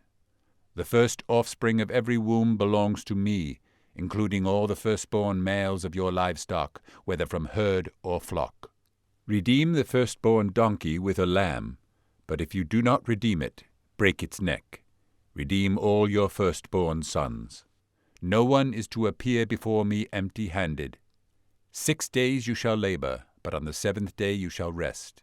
Even during the plowing season and harvest you must rest. Celebrate the Feast of Weeks with the first fruits of the wheat harvest, and the Feast of Ingathering at the turn of the year. 3 times a year all your men are to appear before the sovereign Lord, the God of Israel. I will drive out nations before you and enlarge your territory, and no one will covet your land when you go up 3 times each year to appear before the Lord your God. Do not offer the blood of a sacrifice to me along with anything containing yeast, and do not let any of the sacrifice from the Passover feast remain until morning. Bring the best of the first fruits of your soil to the house of the Lord your God. Do not cook a young goat in its mother's milk." Then the Lord said to Moses, "Write down these words, for in accordance with these words I have made a covenant with you and with Israel." Moses was there with the Lord 40 days and 40 nights without eating bread or drinking water. And he wrote on the tablets the words of the covenant, the 10 Commandments. When Moses came down from Mount Sinai with the 2 tablets of the testimony in his hands, he was not aware that his face was radiant because he had spoken with the Lord. When Aaron and all the Israelites saw Moses, his face was radiant, and they were afraid to come near him. But Moses called to them, so Aaron and all the leaders of the community came back to him, and he spoke to them. Afterward all the Israelites came near him, and he gave them all the commands the Lord had given him on Mount Sinai. When Moses finished speaking to them, he put a veil over his face. But whenever he entered the Lord's presence to speak with him, he removed the veil until he came out. And when he came out and told the Israelites what he had been commanded, they saw that his face was radiant. Then Moses would put the veil back over his face until he went in to speak with the Lord. Exodus chapter 35. Moses assembled the whole Israelite community and said to them, "These are the things the Lord has commanded you to do. For 6 days work is to be done, but the 7th day shall be your holy day, a Sabbath of rest to the Lord. Whoever does any work on it must be put to death. Do not light a fire in any of your dwellings on the Sabbath day." Moses said to the whole Israelite community, "This is what the Lord has commanded. From what you have, take an offering for the Lord. Everyone who is willing is to bring to the Lord an offering of gold, silver, and bronze, blue, purple, and scarlet yarn, and fine linen, goat hair, ram skins dyed red, and hides of sea cows, acacia wood, olive oil for the light, spices for the anointing oil, and for the fragrant incense, and onyx stones and other gems to be mounted on the ephod and breastpiece. All who are skilled among you are to come and make everything the Lord has commanded: the tabernacle with its tent and its covering, clasps, frames, crossbars, posts, and bases, the ark with its poles, and the atonement cover, and the curtain that shields it, the table with its poles and all its articles, and the bread of the presence, the lampstand that is for light with its accessories, lamps, and oil for the light, the altar of incense with its poles, the anointing oil and the fragrant incense, the curtain for the doorway at the entrance to the tabernacle, the altar of burnt offering with its bronze grating, its poles and all its utensils, the bronze basin with its stand, the curtains of the courtyard with its posts and bases, and the curtain for the entrance to the courtyard, the tent pegs for the tabernacle and for the courtyard, and their ropes, the woven garments worn for ministering in the sanctuary, both the sacred garments for Aaron the priest, and the garments for his sons when they serve as priests. Then the whole Israelite community withdrew from Moses' presence, and everyone who was willing and whose heart moved him came and brought an offering to the Lord for the work on the tent of meeting, for all its service, and for the sacred garments. All who were willing, men and women alike, came and brought gold jewelry of all kinds, brooches, earrings, rings, and ornaments. They all presented their gold as a wave offering to the Lord. Everyone who had blue, purple, or scarlet yarn, or fine linen, or goat hair, ram skins dyed red, or hides of sea cows brought them. Those presenting an offering of silver or bronze brought it as an offering to the Lord, and everyone who had acacia wood for any part of the work brought it. Every skilled woman spun with her hands and brought what she had spun, blue, purple, or scarlet yarn, or fine linen. And all the women who were willing and had the skill spun the goat hair. The leaders brought onyx stones and other gems to be mounted on the ephod and breastpiece. They also brought spices and olive oil for the light, and for the anointing oil, and for fragrant incense. All the Israelite men and women who were willing brought to the Lord freewill offerings for all the work the Lord through Moses had commanded them to do. Then Moses said to the Israelites, "See, the Lord has chosen Bezalel, son of Uri, the son of Hur, of the tribe of Judah, and he has filled him with the Spirit of God, with skill, ability, and knowledge in all kinds of crafts, to make artistic designs for work in gold, silver, and bronze, to cut and set stones, to work in wood, and to engage in all kinds of artistic craftsmanship. And he has given both him and Aholiab, son of Ahisamach, of the tribe of Dan, the ability to teach others. He has filled them with skill to do all kinds of work as craftsmen, designers, embroiderers in blue, purple, and scarlet yarn and fine linen, and weavers, all of them master craftsmen and designers." Exodus chapter 36. So Bezalel, Aholiab, and every skilled person to whom the Lord has given skill and ability to know how to carry out all the work of constructing the sanctuary are to do the work just as the Lord has commanded. Then Moses summoned Bezalel and Aholiab and every skilled person to whom the Lord had given ability and who was willing to come and do the work. They received from Moses all the offerings the Israelites had brought to carry out the work of constructing the sanctuary. And the people continued to bring freewill offerings morning after morning. So all the skilled craftsmen who were doing all the work on the sanctuary left their work and said to Moses, "The people are bringing more than enough for doing the work the Lord commanded to be done." Then Moses gave an order, and they sent this word throughout the camp: "No man or woman is to make anything else as an offering for the sanctuary." And so the people were restrained from bringing more, because what they already had was more than enough to do all the work. All the skilled men among the workmen made the tabernacle with 10 curtains of finely twisted linen and blue, purple, and scarlet yarn, with cherubim worked into them by a skilled craftsman. All the curtains were the same size, 28 cubits long and 4 cubits wide. They joined 5 of the curtains together and did the same with the other 5. Then they made loops of blue material along the edge of the end curtain in one set, and the same was done with the end curtain in the other set.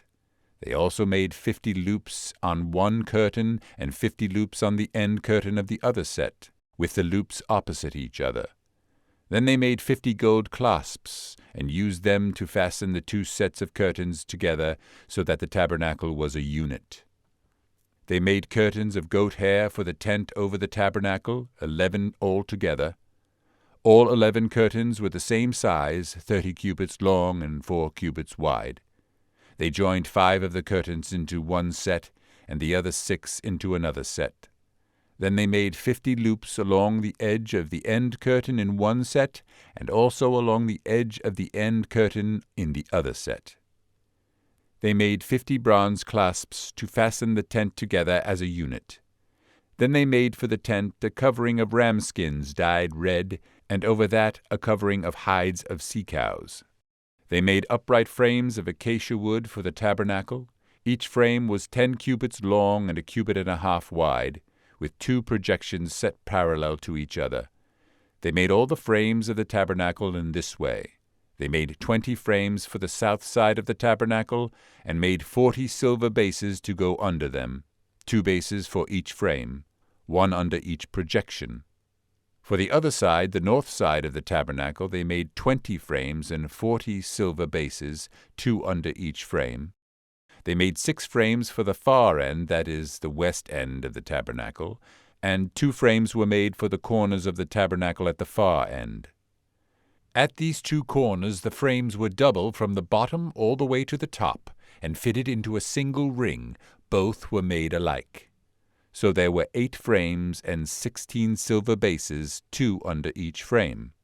They also made crossbars of acacia wood, 5 for the frames on one side of the tabernacle, 5 for those on the other side, and 5 for the frames on the west, at the far end of the tabernacle. They made the center crossbar so that it extended from end to end at the middle of the frames. They overlaid the frames with gold and made gold rings to hold the crossbars. They also overlaid the crossbars with gold. They made the curtain of blue, purple, and scarlet yarn and finely twisted linen, with cherubim worked into it by a skilled craftsman. They made 4 posts of acacia wood for it and overlaid them with gold. They made gold hooks for them and cast there 4 silver bases. For the entrance to the tent they made a curtain of blue, purple, and scarlet yarn and finely twisted linen, the work of an embroiderer. And they made 5 posts with hooks for them. They overlaid the tops of the posts and their bands with gold and made their 5 bases of bronze. Exodus chapter 37. Bezalel made the ark of acacia wood, 2½ cubits long and 1½ cubits wide and 1½ cubits high. He overlaid it with pure gold, both inside and out, and made a gold molding around it. He cast 4 gold rings for it and fastened them to its 4 feet, with 2 rings on one side and 2 rings on the other. Then he made poles of acacia wood and overlaid them with gold. And he inserted the poles into the rings on the sides of the ark to carry it. He made the atonement cover of pure gold, 2½ cubits long and 1½ cubits wide. Then he made 2 cherubim out of hammered gold at the ends of the cover. He made 1 cherub on one end and the 2nd cherub on the other. At the 2 ends he made them of one piece with the cover. The cherubim had their wings spread upward, overshadowing the cover with them. The cherubim faced each other, looking toward the cover. They made the table of acacia wood 2 cubits long, 1 cubit wide, and 1½ cubits high. Then they overlaid it with pure gold and made a gold molding around it. They also made around it a rim 1 handbreadth wide, and put a gold molding on the rim. They cast 4 gold rings for the table and fastened them to the 4 corners, where the 4 legs were. The rings were put close to the rim to hold the poles used in carrying the table. The poles for carrying the table were made of acacia wood and were overlaid with gold. And they made from pure gold the articles for the table, its plates and dishes and bowls and its pitchers, for the pouring out of drink offerings. They made the lampstand of pure gold and hammered it out, base and shaft.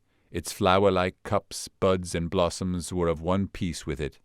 6 branches extended from the sides of the lampstand, 3 on one side and 3 on the other. 3 cups shaped like almond flowers with buds and blossoms were on one branch, 3 on the next branch, and the same for all 6 branches extending from the lampstand. And on the lampstand were 4 cups shaped like almond flowers with buds and blossoms.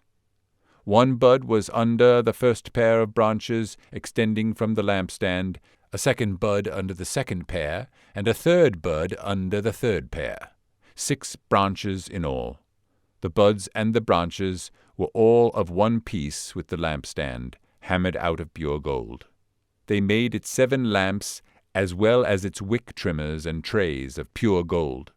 They made the lampstand and all its accessories from 1 talent of pure gold.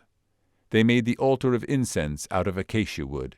It was square, 1 cubit long and 1 cubit wide and 2 cubits high, its horns of one piece with it. They overlaid the top and all the sides and the horns with pure gold, and made a gold molding around it. They made 2 gold rings below the molding, 2 on opposite sides, to hold the poles used to carry it. They made the poles of acacia wood and overlaid them with gold. They also made the sacred anointing oil and the pure, fragrant incense, the work of a perfumer. Exodus chapter 38. They built the altar of burnt offering of acacia wood 3 cubits high. It was square, 5 cubits long and 5 cubits wide. They made a horn at each of the 4 corners, so that the horns and the altar were of one piece, and they overlaid the altar with bronze. They made all its utensils of bronze, its pots, shovels, sprinkling bowls, meat forks, and fire pans. They made a grating for the altar, a bronze network, to be under its ledge, halfway up the altar. They cast bronze rings to hold the poles for the 4 corners of the bronze grating. They made the poles of acacia wood and overlaid them with bronze. They inserted the poles into the rings so they would be on the sides of the altar for carrying it. They made it hollow out of boards. They made the bronze basin and its bronze stand from the mirrors of the women who served at the entrance to the tent of meeting. Next they made the courtyard. The south side was 100 cubits long and had curtains of finely twisted linen with 20 posts and 20 bronze bases, and with silver hooks and bands on the posts. The north side was also 100 cubits long, and had 20 posts and 20 bronze bases, with silver hooks and bands on the posts.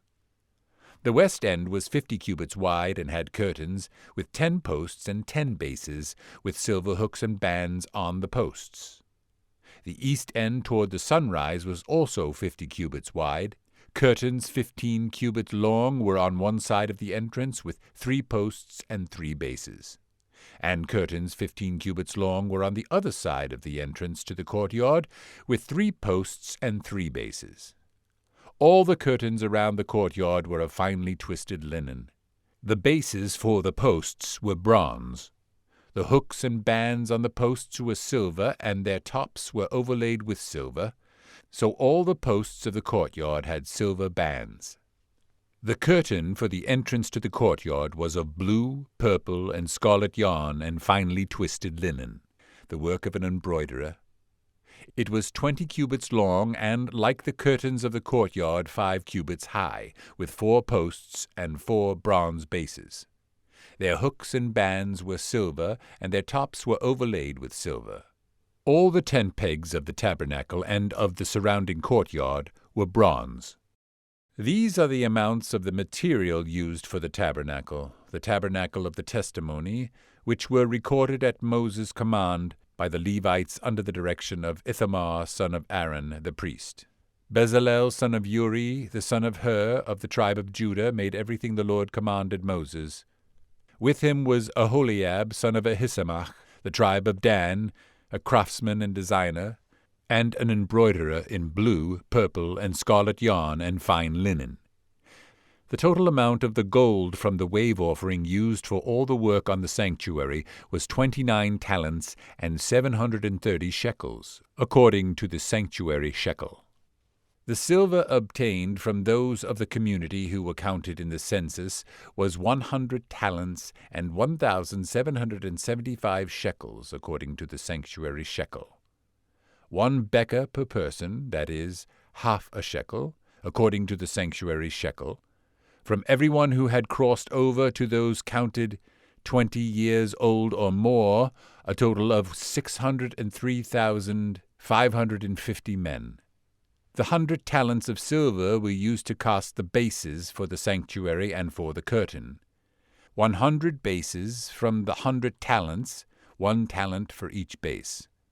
They used the 1,775 shekels to make the hooks for the posts, to overlay the tops of the posts, and to make their bands.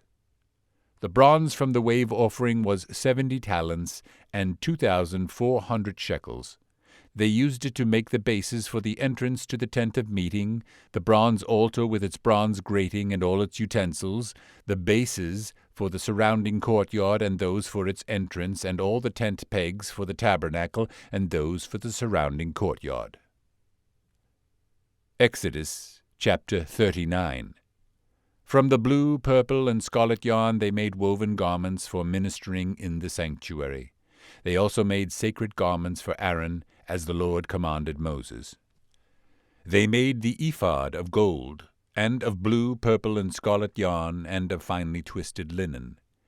They hammered out thin sheets of gold and cut strands to be worked into the blue, purple, and scarlet yarn and fine linen, the work of a skilled craftsman.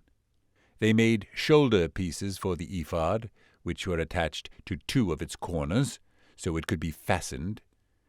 Its skillfully woven waistband was like it, of 1 piece with the ephod and made with gold, and with blue, purple, and scarlet yarn, and with finely twisted linen, as the Lord commanded Moses. They mounted the onyx stones in gold filigree settings and engraved them like a seal with the names of the sons of Israel. Then they fastened them on the shoulder pieces of the ephod as memorial stones for the sons of Israel, as the Lord commanded Moses.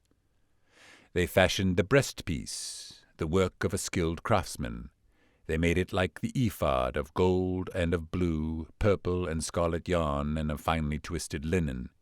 It was square, a span long and a span wide, and folded double. Then they mounted 4 rows of precious stones on it. In the first row there was a ruby, a topaz, and a beryl. In the second row a turquoise, a sapphire, and an emerald. In the third row a jacinth, an agate, and an amethyst. In the fourth row a chrysolite, an onyx, and a jasper. They were mounted in gold filigree settings. There were 12 stones, one for each of the names of the sons of Israel, each engraved like a seal with the name of one of the 12 tribes. For the breastpiece they made braided chains of pure gold like a rope. They made 2 gold filigree settings and 2 gold rings, and fastened the rings to 2 of the corners of the breastpiece. They fastened the 2 gold chains to the rings at the corners of the breastpiece, and the other ends of the chains to the 2 settings, attaching them to the shoulder pieces of the ephod at the front. They made 2 gold rings and attached them to the other 2 corners of the breastpiece on the inside edge next to the ephod. Then they made 2 more gold rings and attached them to the bottom of the shoulder pieces on the front of the ephod, close to the seam just above the waistband of the ephod. They tied the rings of the breastpiece to the rings of the ephod with blue cord, connecting it to the waistband so that the breastpiece would not swing out from the ephod, as the Lord commanded Moses. They made the robe of the ephod entirely of blue cloth, the work of a weaver, with an opening in the center of the robe like the opening of a collar, and a band around this opening so that it would not tear. They made pomegranates of blue, purple, and scarlet yarn and finely twisted linen around the hem of the robe. And they made bells of pure gold and attached them around the hem between the pomegranates. The bells and pomegranates alternated around the hem of the robe to be worn for ministering, as the Lord commanded Moses. For Aaron and his sons they made tunics of fine linen, the work of a weaver, and the turban of fine linen, the linen headbands, and the undergarments of finely twisted linen. The sash was of finely twisted linen and blue, purple, and scarlet yarn, the work of an embroiderer, as the Lord commanded Moses. They made the plate, the sacred diadem, out of pure gold and engraved on it, like an inscription on a seal, Holy to the Lord. Then they fastened a blue cord to it to attach it to the turban, as the Lord commanded Moses. So all the work on the tabernacle, the tent of meeting, was completed. The Israelites did everything just as the Lord commanded Moses. Then they brought the tabernacle to Moses. The tent and all its furnishings, its clasps, frames, crossbars, posts, and bases. The covering of ram skins dyed red, the covering of hides of sea cows, and the shielding curtain, the ark of the testimony with its poles and the atonement cover, the table with all its articles and the bread of the presence, the pure gold lampstand with its row of lamps and all its accessories, and the oil for the light, the gold altar, the anointing oil, the fragrant incense, and the curtain for the entrance to the tent, the bronze altar with its bronze grating, its poles and all its utensils, the basin with its stand, the curtains of the courtyard with its posts and bases, and the curtain for the entrance to the courtyard, the ropes and tent pegs for the courtyard, all the furnishings for the tabernacle, the tent of meeting, and the woven garments worn for ministering in the sanctuary, both the sacred garments for Aaron the priest and the garments for his sons when serving as priests. The Israelites had done all the work just as the Lord had commanded Moses. Moses inspected the work and saw that they had done it just as the Lord had commanded. So Moses blessed them.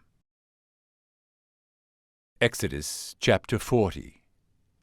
Then the Lord said to Moses, Set up the tabernacle, the tent of meeting, on the first day of the first month. Place the ark of the testimony in it and shield the ark with a curtain. Bring in the table and set out what belongs on it. Then bring in the lampstand and set up its lamps. Place the gold altar of incense in front of the ark of the testimony, and put the curtain at the entrance to the tabernacle. Place the altar of burnt offering in front of the entrance to the tabernacle, the tent of meeting. Place the basin between the tent of meeting and the altar and put water in it. Set up the courtyard around it and put the curtain at the entrance to the courtyard. Take the anointing oil and anoint the tabernacle and everything in it. Consecrate it and all its furnishings, and it will be holy. Then anoint the altar of burnt offering and all its utensils. Consecrate the altar, and it will be most holy. Anoint the basin and its stand, and consecrate them. Bring Aaron and his sons to the entrance to the tent of meeting, and wash them with water. Then dress Aaron in the sacred garments, anoint him and consecrate him, so he may serve me as priest. Bring his sons and dress them in tunics. Anoint them just as you anointed their father, so they may serve me as priests. Their anointing will be to a priesthood that will continue for all generations to come. Moses did everything just as the Lord commanded him. So the tabernacle was set up on the first day of the first month in the 2nd year. When Moses set up the tabernacle, he put the bases in place, erected the frames, inserted the crossbars, and set up the posts. Then he spread the tent over the tabernacle and put the covering over the tent, as the Lord commanded him. He took the testimony and placed it in the ark, attached the poles to the ark, and put the atonement cover over it. Then he brought the ark into the tabernacle and hung the shielding curtain and shielded the ark of the testimony, as the Lord commanded him. Moses placed the table in the tent of meeting on the north side of the tabernacle outside the curtain, and set out the bread on it before the Lord, as the Lord commanded him. He placed the lampstand in the tent of meeting opposite the table on the south side of the tabernacle, and set up the lamps before the Lord, as the Lord commanded him. Moses placed the gold altar in the tent of meeting in front of the curtain, and burned fragrant incense on it, as the Lord commanded him. Then he put up the curtain at the entrance to the tabernacle. He set the altar of burnt offering near the entrance to the tabernacle, the tent of meeting, and offered on it burnt offerings and grain offerings, as the Lord commanded him. He placed the basin between the tent of meeting and the altar, and put water in it for washing. And Moses and Aaron and his sons used it to wash their hands and feet. They washed whenever they entered the tent of meeting or approached the altar, as the Lord commanded Moses. Then Moses set up the courtyard around the tabernacle and altar, and put up the curtain at the entrance to the courtyard, and so Moses finished the work. Then the cloud covered the tent of meeting, and the glory of the Lord filled the tabernacle. Moses could not enter the tent of meeting because the cloud had settled upon it, and the glory of the Lord filled the tabernacle. In all the travels of the Israelites, whenever the cloud lifted from above the tabernacle, they would set out. But if the cloud did not lift, they did not set out until the day it lifted. So the cloud of the Lord was over the tabernacle by day, and fire was in the cloud by night, in the sight of all the house of Israel during all their travels.